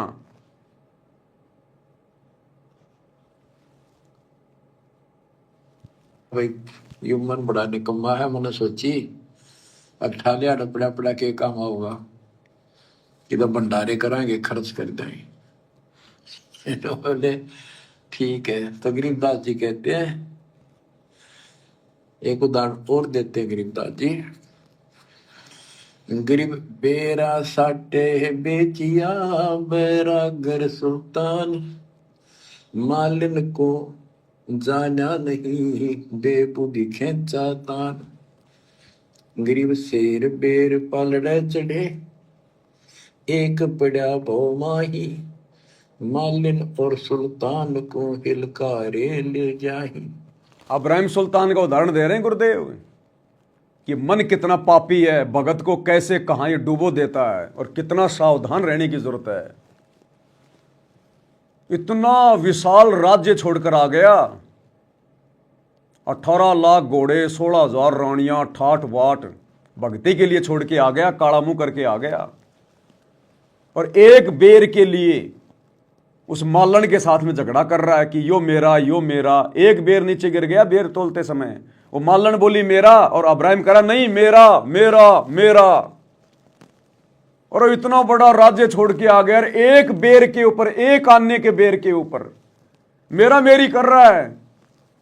उस मालन के रूप में परमात्मा बैठा था, एक मारा थप्पड़ खींच के उसके सुल्तान के कि निकम्मे तूने क्या राह छोड़ा, भग जा, क्या भक्ति करेगा तू, एक बेर के ऊपर मेरा मेरी कर रहा है। तो ये परीक्षा चल रही थी संगत की 2014 के बाद। इतना ज्ञान देने के बाद भी नेताओं की रैलियों में जाके बैठ गए तुम। क्या छोड़ा फिर तुमने? क्या गंदगी छोड़ी तुमने? क्या तुमने जगत से मेल मिलाप छोड़ा? गुरुजी ने एक सत्संग में बताया, जब तुम्हें यहीं पर कोई सरपंच बनने का कोई लोभ दे रहा है, कोई प्रलोभ दे रहा है और तुम जा बैठते हो, यहीं पे तुम राजनेताओं की रैलियों में जाकर तुम जो है मतलब वहां पर जाकर तुम जो है वोटिंग कर रहे हो, तो त्रिकुटी पर तुम कैसे पास हो जाओगे? जब यहां 2 कोटी के राजनेताओं की रैलियों में जाना तुमने बंद नहीं किया, तो त्रिकुटी पर अगर ब्रह्मा विष्णु महेश की रैलियां निकल रही होंगी तो तुम तो तुरंत जाकर उनमें शामिल हो जाओगे। तुम रह ही नहीं सकते, क्योंकि ब्रह्मा विष्णु महेश की समर्थता के आगे तो यहां के राजनेता कुछ भी नहीं है। और जब तुम उन राजनेताओं के पीछे इतने पागल हो, तो त्रिकुटी पे जब ब्रह्मा विष्णु महेश की रैलियां निकलेंगी तो वहां तो तुम 2 मिनट में जा बैठोगे उनकी रैली में। यहां तुम एक छोटा सा सरपंच का पद प्राप्त करने के लिए दिन रात एक कर रहे हो भगत होकर, और त्रिकुटी पे जाने के बाद काल तुम्हें ब्रह्मा विष्णु महेश की पदवी देगा तो तुम क्यों नहीं लोगे? जब तुम एक सरपंच की पदवी नहीं छोड़ रहे, तो तुम्हें जब कोई विष्णु की पदवी देगा, उनके लोक में तुम्हें कोई गण बनाने की लोभ लालच देगा काल त्रिकुटी पे, तो तुम तो तुरंत जा बैठोगे उनकी गोद में। तो ये गंदी व्यक्ति तो छुड़वाना चाहते हैं गुरुजी इस ज्ञान को देके। यही तो देख रहे हैं गुरुजी जेल में बैठ के कि इनके मन की वो गंदी सोच, वो नकारात्मक सोच, वो गंदी वृत्ति छूटी या नहीं छूटी। मेरे ज्ञान का इनके ऊपर कोई असर हुआ कि नहीं हुआ? ये अब भी ये दुनिया की जूतियां चाटने में लगे रहेंगे। तो ये परीक्षा चल रही थी और जितनी भी बकवादें तुमने कर दी और संगत से करवा दी, सबके नंबर कट हो गए, सब फेल हो गए, सबके टायर फट गए, पंचर भी नहीं निकलेगा अब तो। तुम सोचो नाम शुद्ध करवा लेंगे बात बन जाएगी, टायर ही फट गया, टायर ही फाड़ दिया तुमने, इतनी बकवादें कर दी। तो गुरुजी कहते फिर क्या छोड़ा फिर तुमने। अरे इब्राहिम सुल्तान को तो बेचारे को इतने सत्संग सुनने को नहीं मिल रहे थे, उस समय मोबाइल नहीं थे, विज्ञान नहीं थी, इसलिए उसने गलती कर दी, पहचान नहीं पाया वो। तुमने क्या दुनिया भर के सत्संग सुनते हो, दिन रात मोबाइल लगा के कान में, और काम सारे वही काट के करते हो तुम। तो जब उसके थप्पड़ मार दिया गुरुजी ने, तो तुम्हें छोड़ेंगे क्या? तुम्हें छोड़ेंगे? अभी परीक्षा चल रही है, रिजल्ट आने दो, रिजल्ट में पता चलेगा तुमने क्या क्या गलतियां करी और क्या क्या उसका परिणाम आया है। अभी तो तुम्हें हम सत्सेवक गुरुद्रोही लग रहे हैं। अभी परीक्षा चल रही है, रिजल्ट आने दो, रिजल्ट में पता चलेगा कौन मेरिट में आया और कौन हो गया डिसमिस, और रिजल्ट पे पता चलेगा। बच्चा एक दूसरे को कहे तू फेल हो गया, तू पास हो गया, उससे बात नहीं बनती। वो तो जब रिजल्ट आएगा अखबार में तब पता चलेगा कौन फेल हुआ और कौन पास हुआ है। तो वर्तमान में जो बकवादे कर रहे हो ना, इन बकवादों का पता चलेगा आने वाले समय में। मालिन और सुल्तान को हिलकारे ले जाही, 2.5 लाख की पावड़ी, 1 पैसे का बेर, देख अदब सुल्तान को कैसी डारी मेर। कहते 2.5 लाख के जूती थी जिसमें लाल और हीरे पन्ने जुड़े हुए थे, और 1 पैसे का बेर। यानी मालन ने कहा कि बेर जो है 2.5 आने का शेर दूंगी, 2 आने के शेर। भूख लगी थी सुल्तान को, जो घर छोड़ कर चला, और सब त्याग दिए थे, कंबल लपेट रखी थी साल सा शरीर पर, और जूती पहन रहा था वो कीमती। भूखा मरे था तो उसने कहा बना बेर दे दे या दोनों जूती रख लेते, ये 2.5 लाख कीमत है। वो 2 अन्य के बेर, 1 शेर तुलवा लिया और जूती धर दी। तोलते समय 1 बेर पालने से नीचे गिर गया तराजू से। सुल्तान ने उठाया पटदेश और मालन ने उसके ऊपर हाथ रख लिया कि मेरा है। सुल्तान का मेरा। परमात्मा कहते हैं देखा अदब सुल्तान ने कैसे छोड़ी मेरे, यानी के लालच छोड़ा। अरे लालच तो नौका नो दिन बैठा तू तो अंदर मन में वो बकवाद बता, ये नहीं विचार किया 2.5 लाख की पावड़ी जुत्ती डाल दी 1 पीसे के बेर के ऊपर, क्यों बकवाद करे है। तो ये सारी दोष अपन निकालना पड़ेगा।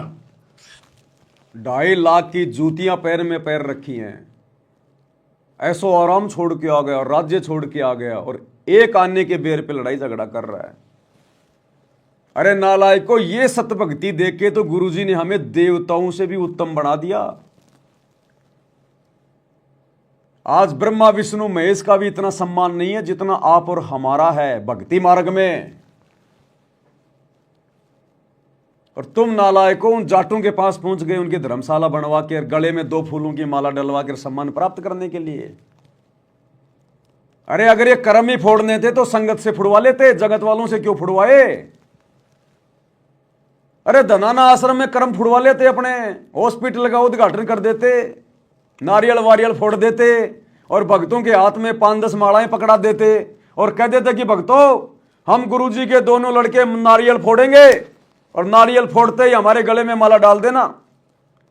अरे कर्म फुड़वाने लेते थे तो अपने घर में फुड़वा लेते, नालायको बाजार में जाके क्यों फुड़वाए।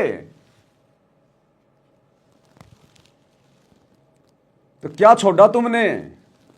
इसलिए गुरुजी कहते हैं राज त्यागना सहज है, सहज नारी का ने, ये मान बढ़ाई ईर्ष्या दुर्लभ तजनाइए। सतगुरु के दरबार में है ग्राहक कोटि अनंत, 4 चीज ये चाहते रिद्धि सिद्धि मान महंत। ये तो मान बढ़ाई के भूखे हैं। कोई एक आधा होता है सतगुरु के दरबार में जिनको भक्ति चाहिए, परमात्मा चाहिए, बाकी तो मान बढ़ाई वाले गधे हैं, गधे। और ये दिखाई दे गए। अगर परमात्मा ये परीक्षा ना लेता बरवाला कांड के बाद, कैसे पता चलता कि कितनी बड़ी गंदगी गुरुजी के बेटा बेटी में भरी है, गुरुजी के भाई में भरी है, इन कोऑर्डिनेटरों में भरी है। ये तो कति कोयले हैं, कोयले। कोयले को कितना घिसलो काला काला आएगा। इनके अंदर बकवाद ही बकवाद है और कुछ नहीं है इनके अंदर। और कोयले की खान में भैया चाहे तुम कितना ही सावधानी बरत लो, तुम्हारे दाग लगेगा ही लगेगा। इन आश्रमों में कितना ही तुम भगत बन लो, तुम्हारी मर्यादा टूटेगी टूटेगी। कोयले की खान में कितना ही जतन करो, काजल का दाग भाई लागे ही लागे। ये हाल हो रहा भाई संगत का। बिल्कुल मच्छंद्रनाथ बन गए सारे मच्छंद्रनाथ कि मरते मरते एक बार मजा तो ले लें। सिंगल दीप पहुंच गया, राजा के शरीर में घुस गया कि एक बार ग्रस्त जीवन के मजे तो ले लें। वो तो मैंने कभी लिए नहीं, मुझे पता ही नहीं ग्रस्त जीवन का आनंद क्या होता है। एक पल में सारी भक्ति का सत्यानाश करके आ गया। ले ले अब औरतों के मजे, ले ले राजा बन के रानी के मजे। सारी भक्ति डिस्चार्ज हो गई, निकल भी नहीं पा रहा था उस राजा के शरीर से मच्छंद्रनाथ। तो ले लो मजे जाटों की धर्मशाला बनवा के, ले लो मजे नरेंद्र मोदी की रैलियों में उसका थूक चाट के, ले लो मजे स्टेडियम बनवा के, ले लो मजे आरक्षण में बैठ के, ले लो मजे गैंगस्टरों की सीबीआई जांच का समर्थन करके, ले लो मजे अयोध्या में भंडारा लगवा के। तुम्हारी बैटरी डिस्चार्ज हो गई है।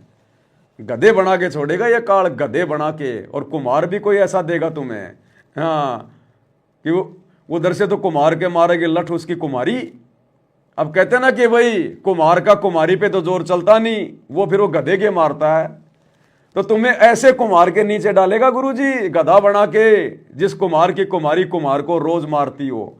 और वो कुमार फिर बाहर जाके गधे के मारेगा, फिर वो जोर वहां निकालेगा वो। तो तुम्हारे को तो गधा भी इसी क्वालिटी का बनाएगा ये परमात्मा। इतनी ऊंचा उठाना पड़ेगा अपनी बुद्धि को। संसारिक लोगों की तो वृत्ति ऐसी होती है, पर सब कुछ त्याग के तो परमात्मा कहते हैं उसका एक लगा थप्पड़ थप्पड़ तो असली रूप में आ गई। बोला भले आदमी के राज त्याग गया तने।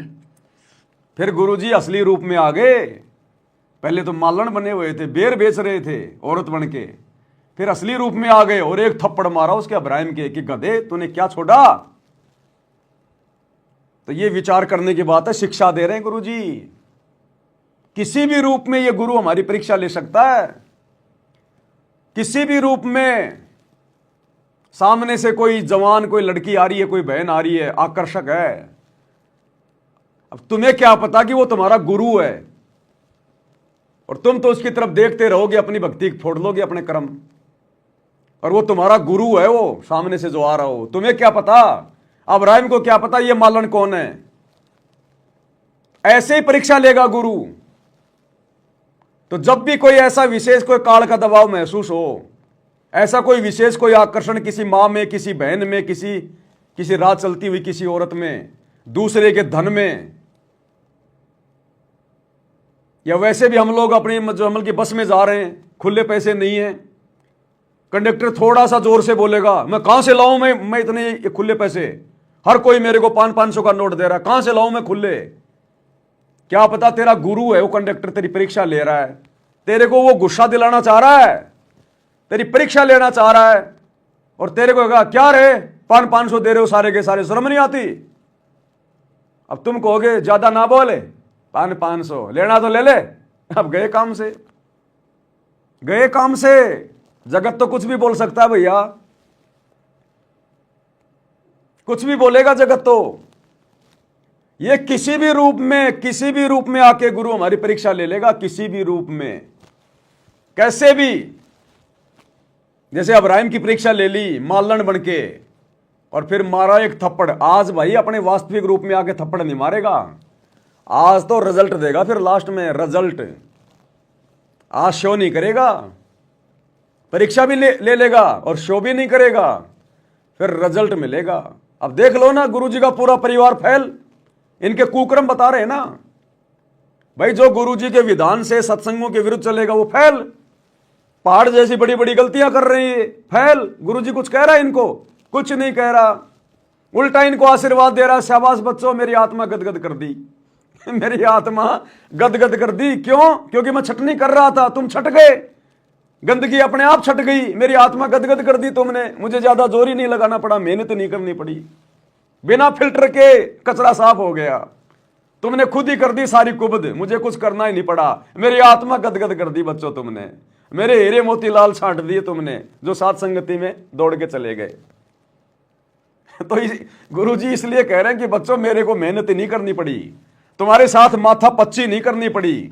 मैं चुपचाप हिसार जेल में आके बैठ गया और तुम अपने आप ही कुकर्म कर करके अपने आप ही ये गंदगी दूर हो गई। तुमने मेरी आत्मा गदगद कर दी कि मेरे को नहीं बोलना पड़ा।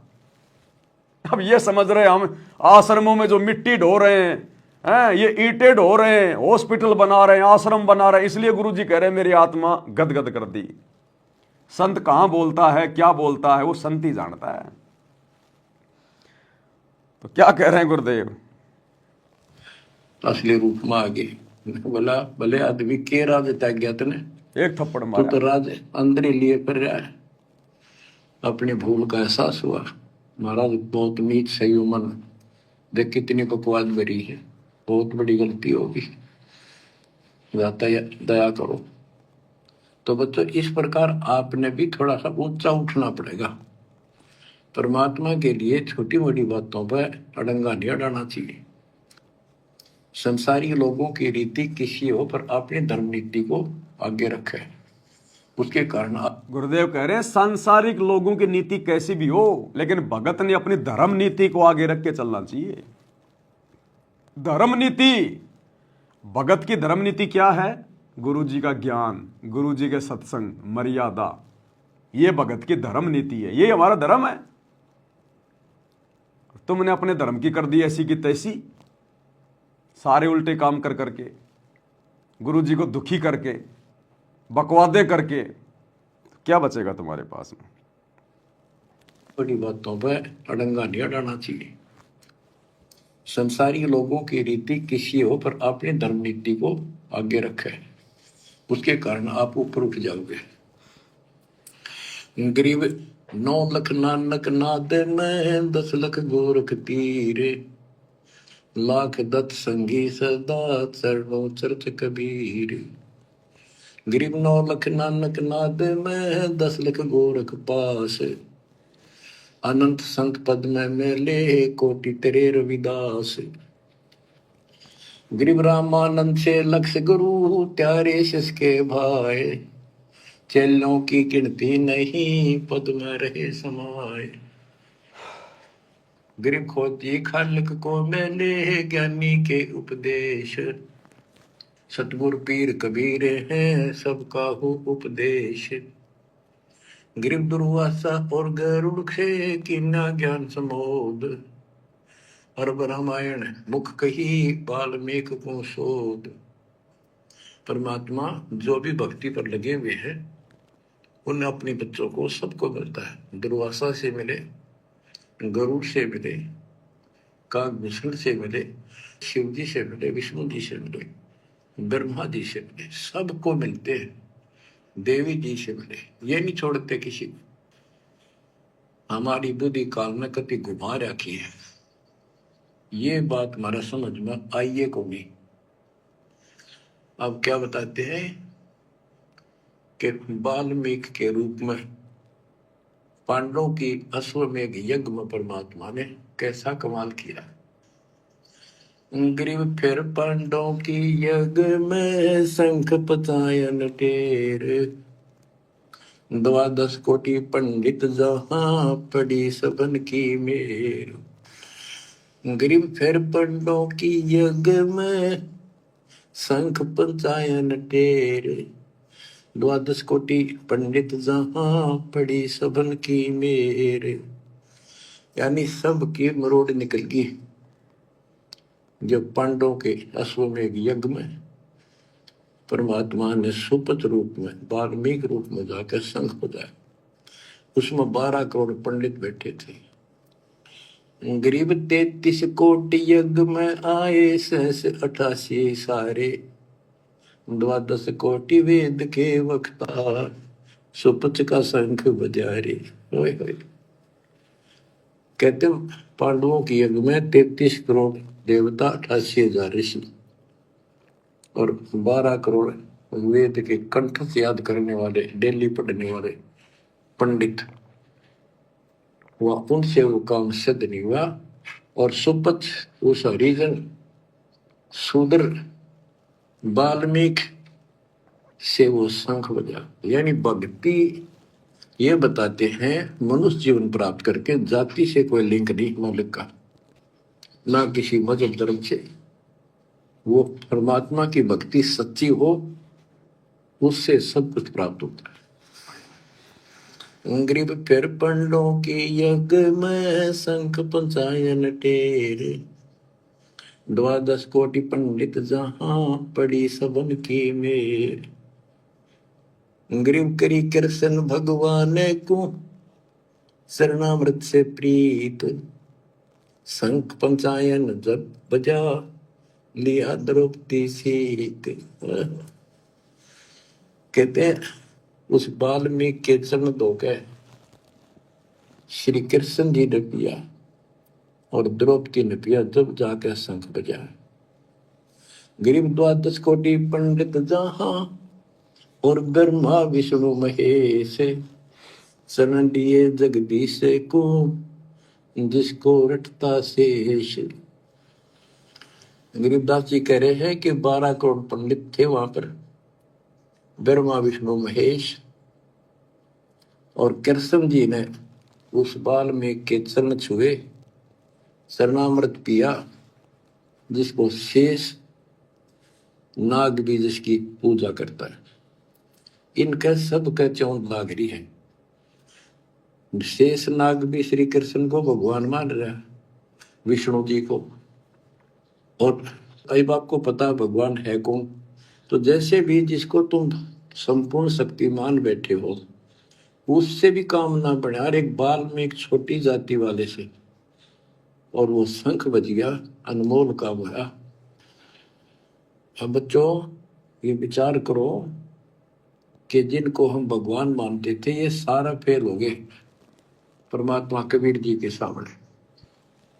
गुरुदेव कह रहे हैं 12 करोड़ ब्राह्मण वेदों के ज्ञाता, 9 नाथ 84 सिद्ध, 88,000 ऋषि, सूक्ष्म रूप में ब्रह्मा विष्णु महेश, आम प्राणियों की गिनती नहीं, 56 करोड़ यादव, खुद श्री कृष्ण पांडवों की यज्ञ में बैठे थे, किसी से भी शंख नहीं बजा। और फिर भी लोगों की बुद्धि नहीं खुली कि ये वाल्मीकि कौन है, ये बुंडा सा दिखाई देने वाला, ये मैला कुचैला, ये वाल्मीकि सुदर्शन कौन है ये। फिर भी आंख नहीं खुली किसी की और भगवान से वंचित रह गए। तो वर्तमान में ये वेद, चारों वेद, गीता जी, कुरान, पुराण, बाइबल, गुरु ग्रंथ साहिब, सदग्रंथ साहिब, कबीर सागर, ये सतयुग से लेकर वर्तमान तक ये बड़े बड़े आचार्य, शंकराचार्य, मंडलेश्वर, महंत, संत, मुल्ला, मौलवी, ये काजी, पीर, पैगंबर, कुतुब, ओलिया, कोई भी तो नहीं खोल पाया इनको, इनका रहस्य नहीं बता पाया, इनका सार नहीं बताया। और हरियाणा के एक रामपाल जी ने ये सारा भेद खोल दिया। और फिर भी लोगों की बुद्धि नहीं खुल रही, उनके खुद के भक्तों की बुद्धि नहीं खुल रही, 90% की जो सतलोक आश्रमों से जुड़े, कि सतगुरु रामपाल जी फिर कौन है। क्या मां के गर्भ से जन्म लेके आने वाला एक आम प्राणी होगा। फिर भी भक्तों की आंख नहीं खुल रही, अपने गुरु में परमात्मा नजर नहीं आ रहा, कबीर जी नजर नहीं आ रहा, हरियाणा का रामपाल जाट ही दिखाई दे रहा है, अपने जैसा मानुष ही समझ रहे हैं, मां के गर्भ से जन्म लेकर आया हुआ मान रहे हैं। तो भैया जिस प्रकार द्वापर में वो बड़े बड़े पंडित मान बड़ाई में आके धोखा खा गए और भगवान को नहीं पहचान पाए, नहीं तो चरण पकड़ लेते उसी समय, आत्म कल्याण हो जाता, गधा कुत्ता नहीं बनना पड़ता उनको, आज पिछली पीढ़ी में ला छोड़ता परमात्मा। तो इसी प्रकार वर्तमान में पिछली पीढ़ी में आकर भी हम भक्तों की आंखें नहीं खुल रही, ऐसे समर्थ गुरु को नहीं पहचान रहे, भगवान को नहीं पहचान रहे, जिन्होंने पूरी दुनिया के धर्म ग्रंथ खोल के रख दिए, पूरे अध्यात्म को खोल के रख दिया। ब्रह्मा विष्णु महेश की जन्म और मृत्यु बता दी, इनकी आयु बता दी, अक्षर पुरुष तक की बता दी, जिसके बारे में कोई जानता भी नहीं था। पूरी सृष्टि रचना खोल दी, ऊपर के चारों लोक खोल दिए। साहेब ने वेद दिया सब खोला अपनी सतलोक राजधानी का, और फिर भी अपने जैसा मां के गर्भ से जन्म लेकर आए हुआ मानुष मान रहे हैं। इसलिए तो गरीबदास जी बार बार कह रहे थे कि गलती मत करना, गुरु मानुष कर जानते वो नर के ये अंधे, ओए दुखी संसार में आगे यम के फंदे। तो सौभाग्य सत्सेवक भाई बहनों का, जिन्होंने अपने गुरु जी को पहचान लिया, अपने गुरु को परमात्मा मान लिया, कबीर देव मान लिया, और नकली कबीर देव की फोटो फाड़ फाड़ के फेंक दी, दाढ़ी मूंछ वाले नकली कबीर की। ना जून के महीने में उसका कबीर प्रकट दिवस मनाते हम। तो पहचाना किसने है? केवल सत्सेवकों ने। कहते हैं गरीब द्वादश कोटि पंडित जहां और ब्रह्मा विष्णु महेश, शरण दिए जगदीश ने जिसको रटता शेष। गरीब वाल्मीकि के बाल सम नाही तीनों लोक, सुर नर मुनिजन कृष्ण समेत पंडो पाई पोख। बच्चों, ये आप महाभारत में भी सुना करते पहले हम खूब, और ये क्या करते, प्रश्न तो उठाया करते, कृष्ण जी से शंख नहीं बजा, और उस वाल्मीकि सुपर सुदर्शन से कैसे बच गया। तो वो हमारे धर्म गुरु जैसा उत्तर देते हम उन्हें सच्चा मान लिया करते, सत्य है, क्योंकि स्वयं ज्ञान नहीं था। वो कहा करते थे कि सुदर्शन उनका परम भगत था। भगवान भगत को महिमा देते हैं। ये तो ये भाव दिमाग में, 33 करोड़ देवता, 88,000 ऋषि, ब्राह्मण 12 करोड़, क्या उनमें उसका कोई भगत नहीं था? श्री कृष्ण ने खा ली रोटी, शिव जी ने खा ली, ब्रह्मा जी ने भोजन पा लिया। ये तो यही वहां बात समझ में यह कहानी की थी। तो ये तत्व ज्ञान था, ये उड़ जा रखा था। 9 मन सूत, कबीर साहब कहते 9 मन सूत उड़ जिया, ऋषि रहे जखमार, सतगुरु ऐसा सुलझा दे उड़ जे ना दूजी बार। कबीर साहब क्या कहा करते थे 650 साल पहले कि 9 मन सूत उलझिया ऋषि रहे जखमार, और सतगुरु ऐसा सुलझा दे उलझे न दूजी बार। क्या 650 साल पहले उस दाढ़ी मूछ वाले कबीर ने यह ज्ञान सुलझाया था? क्या नहीं सुलझाया। किसी को वेद नहीं पढ़ाए उस कबीर ने 650 साल पहले, किसी को गीता नहीं पढ़ाई, किसी को बाइबल नहीं पढ़ाई। वो एक अनपढ़ की भूमिका कर रहे थे।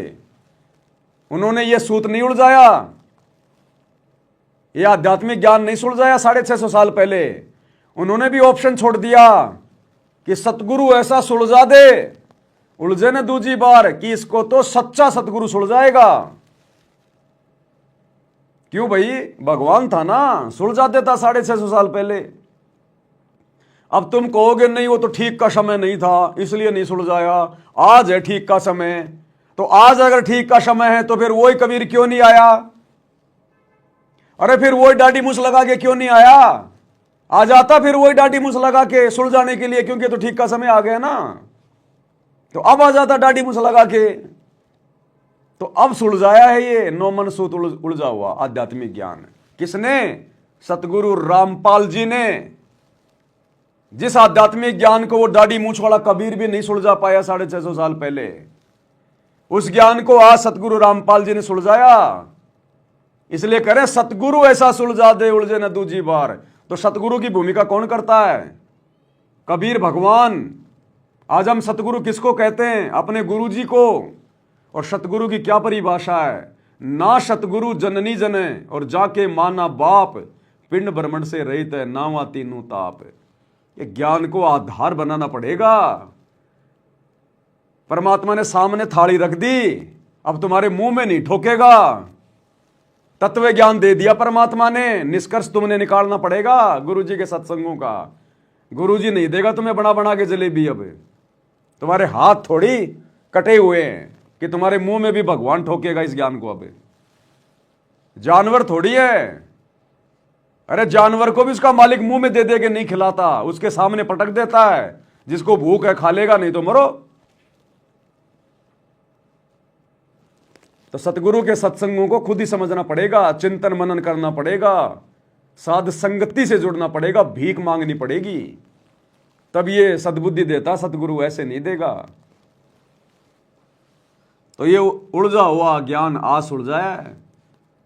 सतगुरु की वाणी है अनमोल, इसे ना समझ सके अनबोल। साहिब का भेद दिया सब खोल, साहिब ने भेद दिया सब खोला अपनी सतलोक राजधानी का। आज खोला वो सारा भेद। 650 साल पहले दाढ़ी मूछ वाले कबीर ने नहीं खोला भेद है। उस समय तो मना कर दिया था कि धर्मदास मेरी लाख दुआई, ये मूल ज्ञान कहीं बाहर न जाई, कि इस मूल ज्ञान किसी को मत बताना।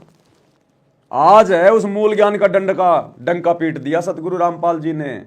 साहिब ने भेद दिया सब खोला अपनी सतलोक राजधानी का। आज खोला भेद है तो कौन हुआ फिर असली साहिब, असली कबीर, असली सतगुरु, सतगुरु रामपाल जी। अब ये 9 मन सूत सुलझ गया। अब इस कलयुग मत उलझेगा नहीं बच्चों। अजब गजब कर दिया दाता ने आपके ऊपर कलम तोड़ दी। ऐसा अजब गजब कर दिया दाता ने। कौन से दाता ने कर दिया अजब गजब? सतगुरु रामपाल जी ने किया अजब गजब। सारे शास्त्रों का निचोड़ निकाल के दे दिया, शत भक्ति मार्ग दे दिया, पूरा भक्ति का कोर्स दे दिया, और हिसार जेल में बैठ के 76 एक घंटे के वीडियो भेज के अजब गजब कर दिया। भूतो न भविष्यति, भक्ति इतिहास में कभी ऐसा नहीं हुआ कि जेल में बैठ के किसी ने 1 घंटे के सत्संग बाहर भेजे हों। ना कभी आगे होगा और ना आज से पहले कभी हुआ। भूतो न भविष्यति। तो अजब गजब किसने कर दिया? सतगुरु रामपाल जी ने किया। उस दाढ़ी मूछ वाले नकली कबीर ने नहीं किया। कहां है वो? दिखाई भी नहीं देता। कहां छुप के बैठा हुआ है? सामने क्यों नहीं आता? काल थोड़ी है जो डर लग रहा है कोई शराब लगा हुआ है। सामने आए, दाढ़ी मूछ वाला कहां है? तो किसने किया सामने आके सारा काम? सतगुरु रामपाल जी ने। तो ये है रियल कबीर, इसने किया अजब गजब। बच्चों अजब गजब कर दिया दाता ने आपके ऊपर कलम तोड़ दी। ऐसा निर्णायक दातन ज्ञान आपको प्राप्त करा दिया। देखो आप शिक्षा ग्रहण करते हो, अच्छी बात है। इंजीनियरिंग कर ली, डॉक्टर बन गए, IAS IPS बन गए, या कोई और टीचर लाइन में चले गए। ये तो सिर्फ एक रोजी रोटी का काम है बस, इससे और कोई ज्यादा लाभ नहीं होने का। ये रोजी रोटी भी सब ना मिलती, पढ़े तो पता नहीं कितने शिक्षा ग्रहण करते हैं बच्चे। यह शिक्षा आपको इसलिए दिलवाई है परमात्मा ने कि आप कल्याण करा लो। नहीं तो परमात्मा के गरीबदास जी ने बताया, कोट जन्म तेरा भरमत हो गए, कुछ नहीं हाथ लगा रे, कुकर शुकर खरबा बोरे कौआ हंस बुआरे। शिक्षा केवल इसलिए दी है भगवान ने ताकि हम अपना आत्म कल्याण करवा लें, भगवान को पहचान लें। इन शास्त्रों में देख देख के जिनको दुनिया सत्य मान रही है, वेदों को, गीता जी को, बाइबल को, कुरान को, हम अपनी आंखों से देख लें कि जो लिखा हुआ है गुरुजी वही बता रहे हैं, और बाकी संतों ने क्या उसका रंगा कर रखा है, तो हमारी आत्मा को विश्वास हो जाएगा। अरे ज्ञान तो यही 650 साल पहले दिया करता था भगवान, यही ज्ञान था, यही नाम थे। लेकिन हमारी आत्मा ने स्वीकार नहीं किया कि यह परमात्मा हो सकता है, क्योंकि हम अनपढ़ थे, शास्त्रों में नहीं पढ़ सकते थे, नहीं देखे हमने। आज गुरुजी ने शिक्षा इसीलिए दी है कि तुम अपनी आंखों से देख लो। कहीं तुम्हारे मन में शंका हो जाए, हमारे गुरुजी कहीं वैसे ही तो नहीं बता रहे हैं। तुम्हारी आंखों से देख लो, ये वेद तुम्हारे गुरु ने नहीं लिखे, ये गीता तुम्हारे गुरुजी ने नहीं लिखी। आज ये दुनिया भर के शास्त्र, कबीर सागर, सदग्रंथ साहिब तुम्हारे गुरुजी ने नहीं लिखे। अब तुम्हारा गुरु इनको पढ़ा रहा है कि सत्यता क्या है, देख लो भाई। तो आत्मा स्वीकार कर ले, क्योंकि आत्मा ने सतलोक जाना है, इस मन ने सतलोक नहीं जाना, इस 5 तत्व के शरीर ने सतलोक नहीं जाना। परमात्मा ने तो आत्मा को चार्ज करना है। तो ये आत्मा उस समय स्वीकार करती है जब ये बिल्कुल सारे प्रमाण देख लेती है, आंखों देख लेती है। इसलिए परमात्मा ने हमें शिक्षित किया, अक्षर ज्ञान दिया, पढ़ाया, वरना इस पढ़ाई का कोई यूज नहीं है। ये पढ़ाई का कोई महत्व ही नहीं है। महत्व होता तो परमात्मा सतयुग में, ये सतयुग में क्यों नहीं दी शिक्षा गुरुदेव ने? त्रेता युग में क्यों नहीं दी शिक्षा? द्वापर में क्यों नहीं दी? कलयुग की जो है मतलब प्रथम पीढ़ी में क्यों नहीं दी? ये वर्तमान में क्यों दी परमात्मा ने शिक्षा? घर घर में सबको शिक्षित किया केवल अपनी पहचान करवाने के लिए शास्त्रों को देखकर। इसलिए हम भक्तों ने अपने बच्चों को ज्यादा शिक्षित बनाने की जरूरत नहीं है, ज्यादा हाई फाई उनको कोई पढ़ाई देने की जरूरत नहीं है, उनको कोई कोचिंग कराने की जरूरत नहीं है, उनको इंजीनियर, डॉक्टर, बैरिस्टर बनाने की जरूरत नहीं है, आईआईटी करवाने की जरूरत नहीं है। बाबा बन के घूम रहे हैं आईआईटी वाले भी। अगर उस आईआईटी में अगर कोई सुख होता, मजा होता, तो वो लेके चिमटा रोडों पे नहीं भग रहा होता आज। शिक्षा केवल परमात्मा ने अपनी पहचान करवाने के लिए। तो वर्तमान में सबको शिक्षित करना जरूरी था परमात्मा ने।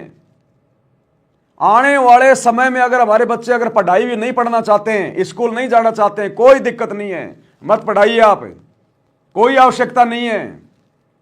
क्योंकि उनको भगवान चाहिए कि भगवान कौन है, और वो उसको अपने माता पिता से पता चल गया। क्योंकि उसके माता पिता वही भक्ति कर रहे हैं सदगुरु रामपाल जी की। उनके माता पिता ने आंखों से देख लिया, तो बच्चे वही करेंगे जो माता पिता करेंगे। अरे आप और हमारी हनुमान जी से, श्री राम से, श्री कृष्ण से कोई यारी दोस्ती है क्या? कभी वो हमारे घर पे आए हो, कभी हम उनसे ऊपर जाके कभी मिल के आए हो, फिर भी हमने उनको भगवान मान लिया। क्यों? क्योंकि बचपन से हमारे माता पिता उन्हीं को भगवान बता रहे थे, उन्हीं की पूजा कर रहे थे, उन्हीं के मंदिरों में जा रहे थे, इसलिए हमने भी उनको भगवान मान लिया। तो ठीक इसी प्रकार अगर आप अपने बच्चों को पढ़ाना चाहते हो तो केवल नॉर्मल शिक्षा, अगर आप भगत हैं तो, जगत की बात नहीं कर रहा मैं, सतगुरु रामपाल जी के भगत अगर अपने बच्चों को पढ़ाना भी चाहते हैं, 8वीं 10वीं से ज्यादा मत पढ़ाइए, अन्यथा आपका बच्चा वो बिगड़ेगा, आपके हाथ से निकलेगा। 8वीं 10वीं लास्ट पढ़ा दो उसको, लास्ट, क्योंकि वर्तमान वालों को पढ़ाने की थोड़ी जरूरत है। लेकिन हमारे बच्चों के आगे जो बच्चे होंगे वो अगर ना पढ़ना चाहें कोई दिक्कत नहीं है, क्योंकि उस समय पूरी पृथ्वी पर सतगुरु का ज्ञान फैल जाएगा और घर घर में सतगुरु की भक्ति होगी। इसलिए हमने शास्त्रों में देखने की जरूरत नहीं है। फिर घर घर में गुरु जी के सत्संग होंगे, हमारे बाप दादा वही भक्ति करते हुए मिलेंगे, फिर उन बच्चों को दिक्कत नहीं है। फिर उन बच्चों को दिक्कत नहीं है। और फिर भी यदि कोई पढ़ना चाहे तो नॉर्मल पढ़ाओ, ज्यादा नहीं। हमने ये टीवी टावी नहीं बनाने, हमने मोबाइल नहीं बनाने, हमने वैज्ञानिक नहीं बनना। बनवा दिए परमात्मा ने जो बनवाने थे, वो सबके फॉर्मूले सेट हो गए। अब केवल बस वो माल जो है वो मशीन में डालना है, अपने आप वो मोबाइल बन के आता है बाहर। अब दिमाग लगाने की जरूरत नहीं है। हमने परमात्मा ने जिससे दिमाग लगवाना तो उसका दिमाग लगवा के मोबाइल बनवा दिए, एसी बनवा दी, कूलर बनवा दिए, गाड़ियां बनवा दी, हर चीज का फॉर्मूला तैयार करवा दिया। अब तो केवल लेबर का काम है, उस फॉर्मूले के अनुसार मशीन में सामान डालो, सारी चीजें निकल के बाहर आएंगी। अब फॉर्मूले की सब फॉर्मूले तैयार हैं। अब हमने वैज्ञानिक नहीं बनाना अपने बच्चों को, साइंटिस्ट नहीं बनाना। जिन चीजों की आवश्यकता थी परमात्मा ने दुनिया को ज्ञान देके सब बनवा दिया। हमने तो केवल उनका उपयोग करना है, बस, इससे ज्यादा कुछ नहीं। और अपने भगवान की भक्ति करनी है। तो क्या मतलब इस पढ़ाई का? आगे पढ़ाई का महत्व ही नहीं रहेगा आने वाले समय में। जब सतगुरु का राज आएगा 2028 के बाद, जब से सतयुग शुरू होगा, इस पढ़ाई का कोई महत्व ही नहीं रहेगा। आपकी डिग्री देख के नौकरी नहीं मिलेगी, आपकी भक्ति देख के, आपकी मर्यादा देख के, आपका आचरण देख के, आपका स्वभाव देख के, इस प्रकार से आपको आने वाले समय में लोग अपने काम पे रखेंगे। आपकी डिग्री देख के नहीं रखेंगे। ये डिग्री वालों ने सत्यानाश कर दिया दुनिया का। आपके व्यवहार को देख के आगे आपको नौकरी मिलेगी, मजदूरी मिलेगी, डिग्री देख के नहीं मिलेगी। तो वर्तमान में तो पढ़ना थोड़ा जरूरी था, क्योंकि ये भक्ति की शुरुआत है। तो वर्तमान में अपने बच्चों को 10वीं 12वीं से ज्यादा मत पढ़ाइए। अपने बच्चों को भक्ति की तरफ ज्यादा ध्यान दीजिए। अगर वो एक बार डॉक्टर बनने की तरफ उसका ध्यान गया ना, तो भक्ति गई फिर बाढ़ में। एक बार यदि साइंटिस्ट बनने की, इंजीनियर बनने की, कोई और ऐसा बनने की अगर उसके मन में आ गई ना, फिर वो बेटा तुम्हारे हाथ में नहीं आएगा, फिर वो बेटी तुम्हारे हाथ में नहीं आएगी। फिर उसका ध्यान वहीं चला जाएगा, मैंने तो इंजीनियर बनना है। अब इंजीनियर बन के कौन सा वो भाई मंगल ग्रह पे जाएगी, और जा भी आएगी तो पत्थर के टुकड़ों के अलावा क्या लाएगी। तो 8वीं 10वीं से ज्यादा बच्चों को मत पढ़ाइए अगर उनका भविष्य चाहते हैं तो।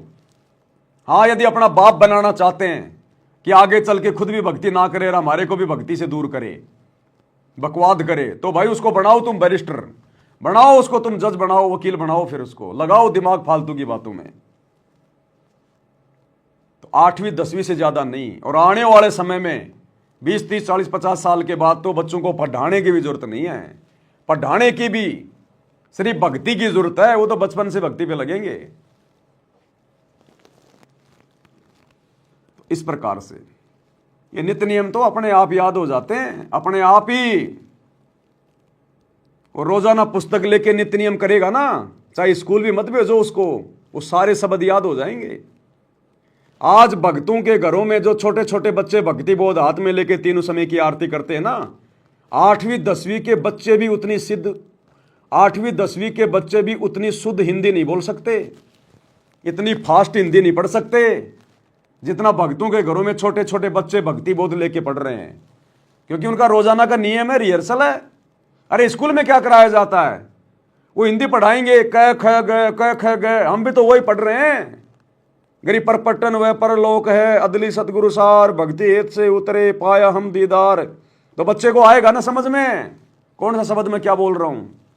तो नॉर्मल पढ़ाओ, 8वीं 10वीं पढ़ाओ, इससे ज्यादा नहीं, ताकि बस उसको थोड़ा बहुत व्यावहारिक ज्ञान हो जाए, थोड़ा बहुत उसको जो है पढ़ना लिखना आ जाए, इससे ज्यादा नहीं। अब आजकल के माता पिता ने बच्चों को बेटा पढ़ पढ़ पढ़, अपने बच्चों से अपने सारी उम्मीदें लगा लेते हैं कि बस मेरा भविष्य तो मेरे बेटे के ऊपर है। कोचिंग में भेज दिया, कहीं कोटा भेज दिया, कहीं लंगोटा भेज दिया। और आए दिन वो राजस्थान के कोटा में जहां पर बच्चे कोचिंग के लिए जाते हैं, आए दिन फांसी लगा लगा के मर रहे हैं वो बच्चे, आए दिन फांसी लगा लगा के, बिना भक्ति के। उनको बचपन से एक ही चीज बताई, पढ़ पढ़ पढ़। माँ बाप ने भी अपनी जमीन बेच दी, पैसा उधार ले लिया, ले पढ़ पढ़, तेरे पीछे हमारा भविष्य है। अब वो बच्चे के सिर पे 2.5 किलो बोझ रखा है कि मैं फेल हो गया, नौकरी नहीं लगा, मेरे माँ बाप का क्या होगा, जमीन बेच दी, ये कर दिया, इतना पैसा लगा दिया। वो फांसी खा खा के मर रहे कोचिंग में, कोटा में पढ़ने वाले बच्चे। क्योंकि भक्ति के ना उनके माँ बाप नजदीक, ना वो बच्चे नजदीक, ना उनको ज्ञान, उसे नौकरी को ही सब कुछ मान लिया। अरे तुमने पढ़ा लिया लिखा लिया, तेरा बेटा नौकरी भी लग गया और 2 महीने बाद में एक्सीडेंट में मर गया। अब क्या नौकरी बचा लेगी क्या? वो नौकरी उसके एक्सीडेंट को बचा लेगी क्या? बीमारी से मरना हो, वो नौकरी बचा लेगी उसको? भगवान बचाएगा, भक्ति बचाएगी। तो ये शिक्षा तो एक बकवाद है, बकवाद। शिक्षा ने केवल इंसान को रिश्वतखोर बना दिया, भ्रष्टाचारी बना दिया, चतुर बना दिया, धोखेबाज बना दिया, मिलावटखोर बना दिया शिक्षा ने इंसान को। हमारे बाप दादा शिक्षित थे क्या? बीए एमए कर रखी थी क्या? अनपढ़। और आज जो बहुत ज्यादा जो पढ़े लिखे हैं, लाखों रुपया महीने का कमा रहे हैं, वो भी इतनी शांति से जीवन नहीं जी रहे जितना हमारे अनपढ़ बाप दादा जीवन जी के चले गए। जितनी खुशहाली, जितनी शांति उनके जीवन में थी, आज यहां के प्रधानमंत्री के जीवन में भी नहीं है। तो शिक्षा तो केवल भगाती है, इधर उधर गधा बना के रखती है, गधा उल्टे काम करवाती है, कर्म फुड़वाएगी। तो शिक्षा का भी थोड़ा बहुत यदि कोई फायदा उठा रहा है तो भगत उठा रहा है, भगवान को पहचान के, शास्त्रों को देखकर। ये शिक्षा परमात्मा ने ये बीए एमए इंजीनियर डॉक्टरी फॉक्टरी, ये मोटी मोटी पुस्तकें नहीं पढ़ने के लिए बनवाई। ये शिक्षा परमात्मा ने सदग्रंथों को पढ़ने के लिए बनवाई थी। सदग्रंथ तो गए बाढ़ में, दुनिया तो इतनी मोटी मोटी कोचिंग की किताब लाएगी, सारा रात वो बच्चे लगे रहेंगे पन्ने पलट पलट के। सामान्य ज्ञान, फलाना देश का राष्ट्रपति कौन है, फलाने का प्रधानमंत्री कौन, सबसे बड़ा गधा कौन, सबसे बड़ी चिड़िया कौन, उस देश का राष्ट्रीय पक्षी कौन। क्या काम आएंगे तेरे ये? फलाना देश का राष्ट्रीय पक्षी कौन है, राष्ट्रीय पशु कौन है, दुनिया में सबसे लंबा आदमी कौन है, तेरे घर में क्या वो बाजरा बोने आएगा? तो ये फालतू के सामान्य ज्ञान, फालतू का उल्टा ज्ञान दुनिया भर का। कर्क रेखा की लंबाई कितनी है, मकर रेखा की लंबाई कितनी है, क्या करेगा? कपड़े सुखाएगा उसके ऊपर। क्या काम आई तेरे वो कर्क रेखा, वो मकर रेखा? दुनिया भर का ज्ञान उल्टा, केवल 2 टाइम की रोजी रोटी के लिए। और दुनिया में पूछ लो किसी से कि भाई नेकी कौन थी, नेकी कौन थी, सेव कौन था, किसी को नहीं पता। और ये पता लगे बिना मोक्ष नहीं होगा। और ये पता करने के लिए आपने सतगुरु रामपाल जी से जुड़ना पड़ेगा, भक्ति लेनी पड़ेगी। इस भक्ति से मोक्ष होगा। इस मनुष्य जीवन को प्राप्त करने का टारगेट केवल डॉक्टर बनना नहीं है, पैसे कमाना नहीं है, इंजीनियर बनना नहीं है, मंत्री प्रधानमंत्री बनना नहीं है, बड़ी बड़ी कोठी बनाना नहीं है। मरने के बाद में उस कोठी के नीचे तेरे को कोई छाया में नहीं बैठने देगा जब तू कुत्ता बन के आएगा वापस। वो पढ़ाई पुढ़ाई कोई काम नहीं आएगी फिर, जो तुमने अपने जीवन के 20 साल तुमने बर्बाद कर दिए इंजीनियर बनने में। मरने के बाद में वो पढ़ाई फिर भूल जाएगा सारी, फिर नए तरीके से पढ़ना पड़ेगा जब कभी तेरा मनुष्य जन्म होगा। कह ख गए क्यों, कहां गई हो तेरी पढ़ाई? और पिछले जन्म में तू तो जज था, तूने तो बहुत जो तूने वो जो है पढ़ाई करी थी। अब मरने के बाद अगले जन्म में कुत्ता बनेगा, फिर गधा बनेगा। कहां गई हो पढ़ाई? एक अक्षर भी याद नहीं तेरे को आज। तो ये धोखा है, धोखा। ये शिक्षा भी एक धोखा है। अगर शिक्षा का अगर सदुपयोग करना है तो सतगुरु के प्रवचन सुनो, सतगुरु की शरण में आओ, आध्यात्मिक ज्ञान लो, अपनी आत्मा का कल्याण करो, गुरु की पहचान करो, तब शिक्षा का फायदा है। नहीं तो शिक्षा नहीं है, ये शिक्षा तेरे को गधा बना के छोड़ेगी, तेरे कर्म फुड़वा के अगले जन्म में। तो भगत होकर यदि कोई अपने बच्चों को नौकरी के लिए पढ़ा रहा है, यदि नौकरी के लिए उसके ऊपर पैसे बर्बाद कर रहा है, वो भगत नहीं है। वो मतलब वैसे तो भक्ति कर रहा है लेकिन उसको ज्ञान नहीं है अभी, वो अभी उसको ज्ञान नहीं है, फिर खाली नाम का भगत है। ये तो फुल स्टॉप कर दो भैया, मैं नहीं पढ़ाऊंगा, तेरे को पढ़ना तो कमार पढ़। ओ पापा जी मेरा फ्यूचर बर्बाद हो जाएगा। काहे का तेरा फ्यूचर बर्बाद हो जाएगा? कौन से पंडित ने बना दिया कि तू बैरिस्टर बनेगा? बता। और तेरे भाग्य में लिखा है, और तेरा बाप अगर नहीं पढ़ाएगा तो क्या तू बनेगा नहीं? जिन बच्चों के माता पिता मर जाते हैं उनको जन्म देते ही, वो बच्चे आज वकील बन के बैठे हैं, जज बन के बैठे हैं, वो माँ बाप ने बनाया क्या? तो तेरे भाग्य में होगा तो बन जाएगा। बाकी मैं तो नहीं पढ़ाने वाला भाई। 8वीं 10वीं पढ़ा दी, कोई काम धंधा करना तो कर, नहीं तो खेत में काम कर, अपनी भक्ति कर, इससे ज्यादा नहीं। और तेरे भाग्य में तो फिर पढ़ जा, बन जा, फिर मेरे से हाथ जोड़। मैं तो 2 पैसे कमाता हूं, अपने भगवान की भक्ति में लगाऊंगा, अपने दान धर्म में लगाऊंगा। तेरी फालतू में शिक्षा में लगा कि मुझे क्या मिलेगा? क्या देगी तेरी शिक्षा मुझे? तो बच्चों को भैया भक्ति पे लगाओ, भक्ति वाली शिक्षा दो ना। स्कूल में भेजते हैं, 8 घंटे स्कूल में पढ़ते हैं, 2-4 घंटे वो घर पे लगे रहते हैं, और अब 1 घंटे अपने बच्चों से माला भी नहीं करवाते। 1 घंटा बैठा के अपने बच्चों को माला भी नहीं करवा रहे, और स्कूल में 8-8 घंटे पढ़ा रहे हैं। तो भैया भक्ति को महत्व देना पड़ेगा, भक्ति से बात बनेगी। ये शिक्षा विक्षा कुछ नहीं है। और काहे की शिक्षा? करोड़ों बच्चे डिग्रियां ले लेके निकल रहे हैं आज, करोड़ों बच्चे। नौकरी मिलती कितने को है? 2% को, मुश्किल से 2% को हाथा जोड़ के। कहीं पे कोई पैसा देना पड़ रहा है, कहीं पे कोई जैक लगाना पड़ रहा है। 100 में से 2 बच्चों को नौकरी मिल रही है। बाकी डिग्रियां ले लेके उनकी पुंगी बजा के बजा रहे हो। पी रोड पे खड़े होके पाने पतासे बेच रहे हैं वो, बीए करने वाले, एमबीए करने वाले, पकोड़े उतार रहे हैं, पकोड़े। अब वो डिग्री को कर लो गोल मोड़ करके जेब में डाल लो उसको, वो डिग्री दे देगी तुम्हें रोटी। भैया भक्ति से मिलेगा ये रोटी भी मिलेगी ना 2 टाइम की सुख से, भक्ति से मिलेगी, भक्ति से। शिक्षा का महत्व समझो। शिक्षा क्यों दी भगवान ने? आज से पहले क्यों नहीं थी, अब क्यों दी? ये विज्ञान आज से पहले क्यों नहीं थी, अब क्यों दी? ये वैज्ञानिक उपकरण, ये TV, radio, mobile, internet, computer पहले क्यों नहीं थे, अब क्यों दी? क्योंकि अब भक्ति युग है, भक्ति में सहयोग के लिए दी। और यदि इनका बकवाद करेंगे, 2 टाइम की रोजी रोटी तक ही सीमित रहेंगे, नौकरी के लिए ही अगर हम पढ़ेंगे पढ़ाएंगे, कुछ नहीं मिलेगा, कुछ नहीं मिलेगा।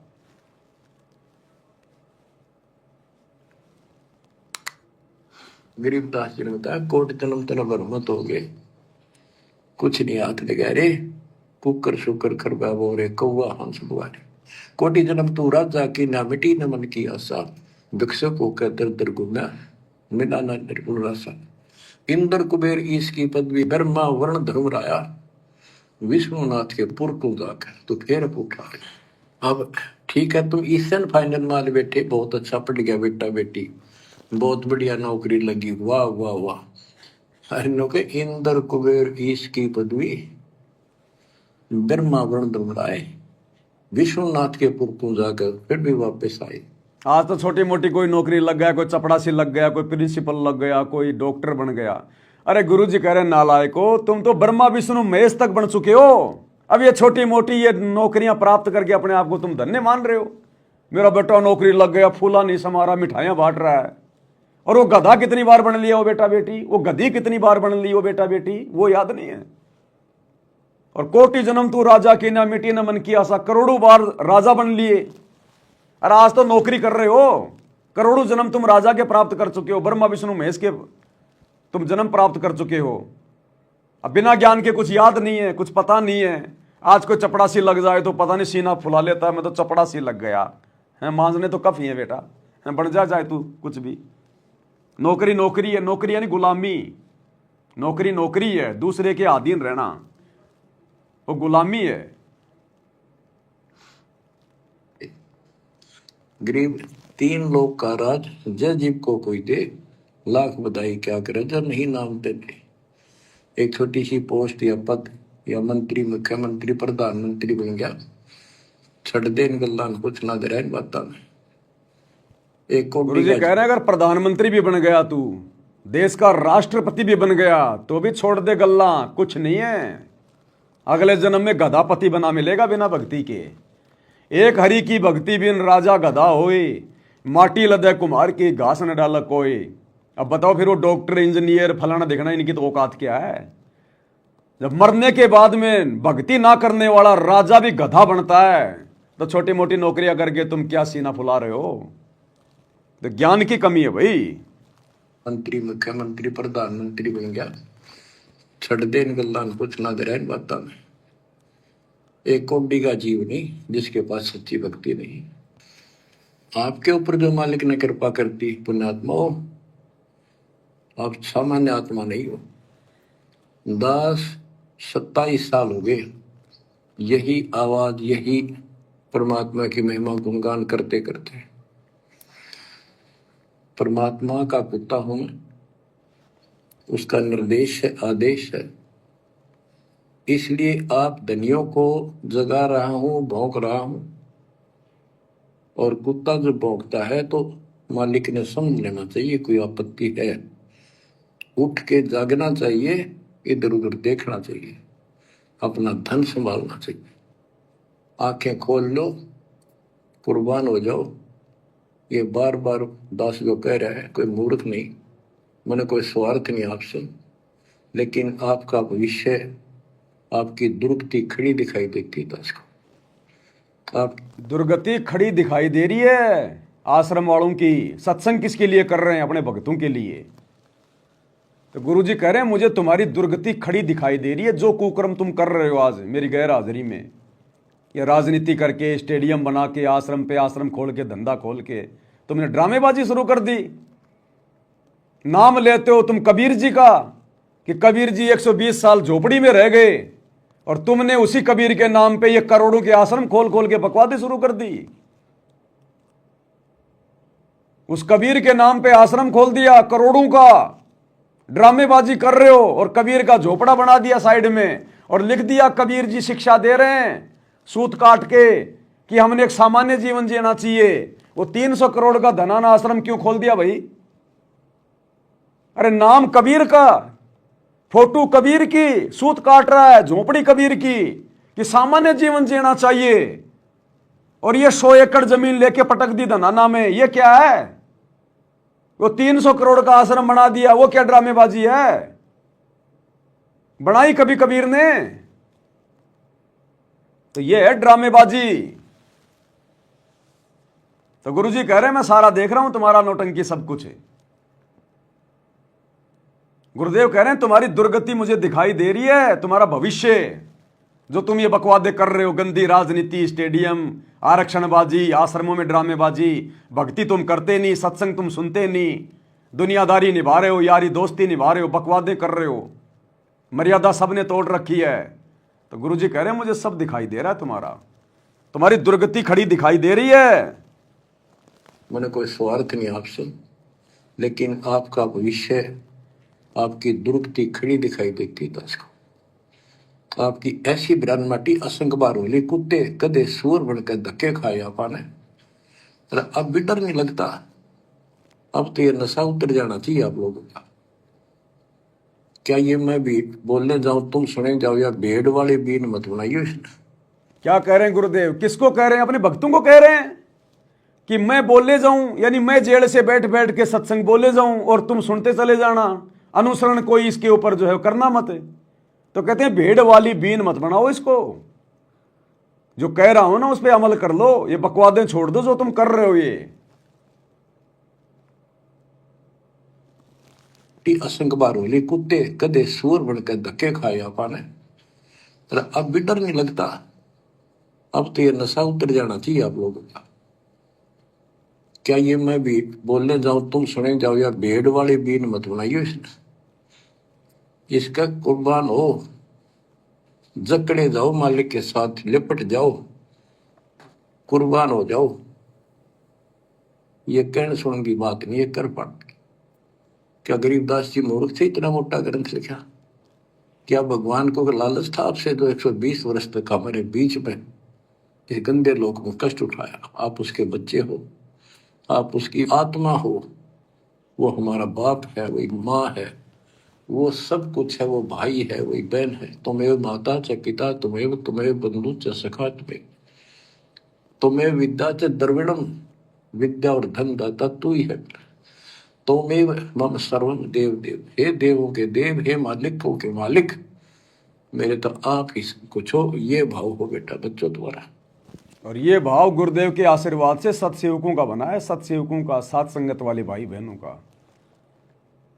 हमारा भाई भी गुरु, हमारा बाप भी गुरु, और आश्रम वालों का तो बाप भी जाट समाज, उनके भाई भी जाट समाज, तभी तो उनकी धर्मशाला बनवा रहे हैं, तभी तो उनके आरक्षण में जाके बैठ रहे हैं, तभी तो गुंडों की सीबीआई जांच का समर्थन कर रहे हैं, तभी तो भक्तों का खून पसीने का पैसा, ज्योति पाठ का पैसा, करोड़ों रुपया उनको चंदे के रूप में दे रहे हैं, करोड़ों में उनकी धर्मशाला बनवा रहे हैं। क्योंकि इनका तो बाप भी जाट समाज हरियाणा का, और इनके तो भाई भी जाट समाज वाले। भगत तो केवल पैसे कमाने की मशीन है कि भगत समाज तो भेड़ बकरियां हैं, गुरु जी के आड़ में पैसे कमा लो बस ज्योति पाठ के, और लुटाओ अपने समाज के ऊपर।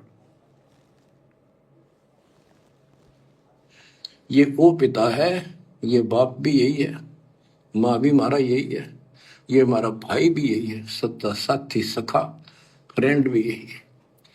अगर विचार करोगे तो जिनके ऊपर मुंह धोए बैठे हो, जिनके ऊपर तुम सारा मान रहे हो, चाहे आपका प्रधानमंत्री मित्र है, प्रधानमंत्री मर जाता है कि सारा था उसका। अब बताओ, गुरुजी कह रहे हैं जिसके ऊपर तुम मुंह धो के बैठे हो, अपना सहारा मान रहे हो, प्रधानमंत्री, कल को तेरी मृत्यु हो गई, वो क्या सहारा देगा तेरे को प्रधानमंत्री? तो ये बात कहने वाला गुरु क्या नरेंद्र मोदी की रैली में अपने भक्तों को धक्के खाने के लिए भेजेगा? क्या आदेश देगा क्या गंदी राजनीति का? तो किसने आदेश दिया? ये गुरु के परिवार ने, काल के एजेंटों ने, भक्तों की मर्यादा तोड़वाने के लिए, उनके कर्म फुड़वाने के लिए। ये गुरु तो साफ कह रहा है कि प्रधानमंत्री भले तेरा मित्र है, वो भी तेरे कोई काम नहीं आएगा अगर तू मर्यादा तोड़ के भक्ति करेगा या भक्ति नहीं करेगा। तो बताओ, ये गुरु क्या नरेंद्र मोदी की गोहाना सोनीपत की रैली में भक्तों को बसों में बैठकर जाने के आदेश देगा क्या? मध्य प्रदेश की भोपाल की नरेंद्र मोदी की रैली में जाने के आदेश देगा क्या? बात बात पे राजनीतिक पार्टियों को वोट डालने का आदेश देगा क्या? जो प्रधानमंत्री को भी रिजेक्ट कर रहा है कि वो भी तेरे कुछ काम नहीं आएगा, तो उनके पीछे दौड़ाएगा अपने भक्तों को? तो कौन दौड़ा रहा है? काल। किसके माध्यम से? गुरु के परिवार के माध्यम से, कोऑर्डिनेटरों के माध्यम से। जिनके ऊपर मुंह धोए बैठे हो, जिनके ऊपर तुम सारा मान रहे हो, चाहे आपका प्रधानमंत्री मित्र है, प्रधानमंत्री मर जाता है कि सारा था उसका, खुद मौत होगी कि रक्षा करी उसने प्रधानमंत्री ने। और ये परमात्मा यहाँ भी साथी, संसार छोड़ के जाओगे बच्चों तो भी साथी। गुरु रामपाल मेरा हरदम साथी, रहे शब्द रूप में साथ, चरण में रखना जी। भोग लगाऊं महिमा गाऊं, साथ संगति से जुड़ो, तब पता चलेगा। ये सारे शब्द बने हुए हैं गुरु की महिमा के कि गुरु रामपाल मेरा हरदम साथी रहे शब्द रूप में साथ। तो गुरु जी क्या कह रहे हैं, गुरु यहां भी साथी और गुरु आगे भी साथी। रक्षा करी प्रधानमंत्री ने, और ये परमात्मा यहां भी साथी, संसार छोड़ के जाओगे बच्चों तो भी साथी। ऐसे साथी को बोल के आंख बंद करके बैठे हो, खोल लो नाक में, खोल लो बच्चों, मर बैठो इस मालिक को पाने के लिए। अर्थात अभी भक्तों की आंखें खुली नहीं है, अभी भक्तों ने अपने गुरु को पहचाना नहीं है, तभी तो कह रहे हैं कि बच्चे आंखें खोलो। कब तक तुम कुतिया के बच्चों की तरह आंखें बंद करके लेटे रहोगे? कुतिया के बच्चे 8-10 दिन बाद जाके आंखें खोलते हैं, और जब तक उनकी आंखें बंद हैं, चाहे सूरी का दूध पिलाओ चाहे कुतिया का दूध पिलाओ, उन्हें पता ही नहीं। तो भक्तों की तो आंखें बंद हैं, चाहे राजनीति कराओ, चाहे जाटों की धर्मशाला बनाओ, चाहे गुंडों की सीबीआई जांच कराओ, चाहे स्टेडियम बनाओ, चाहे रंगोली बनाओ, चाहे आश्रमों में पाखंड करो, कुछ पता नहीं है इन्हें। अभी तो कुतिया के बच्चों की तरह आंखें बंद है संगत की। तो गुरु जी कह रहे आंखें खोलो, कब खोलोगे? फिर तुम्हारे गुरु का तो वापस सतलोक जाने का टाइम हो गया, तुम आंखें बंद करके पड़े हो। थोड़ा बहुत अपनी माँ का भी दूध पी लो, या फिर कुतिया का दूध पीते रहोगे, राजनेताओं की रैलियों में धक्के खाते रहोगे। खोल लो नाक में, खोल लो बच्चों, मर बैठो इस मालिक को पाने के लिए। परमात्मा आपको सद्बुद्धि दे, आपके गंदे लोक की याद सदा बनी रहे, आपका भविष्य नरक बढ़ने से बचे, आपको मोक्ष दे दाता सत्साई।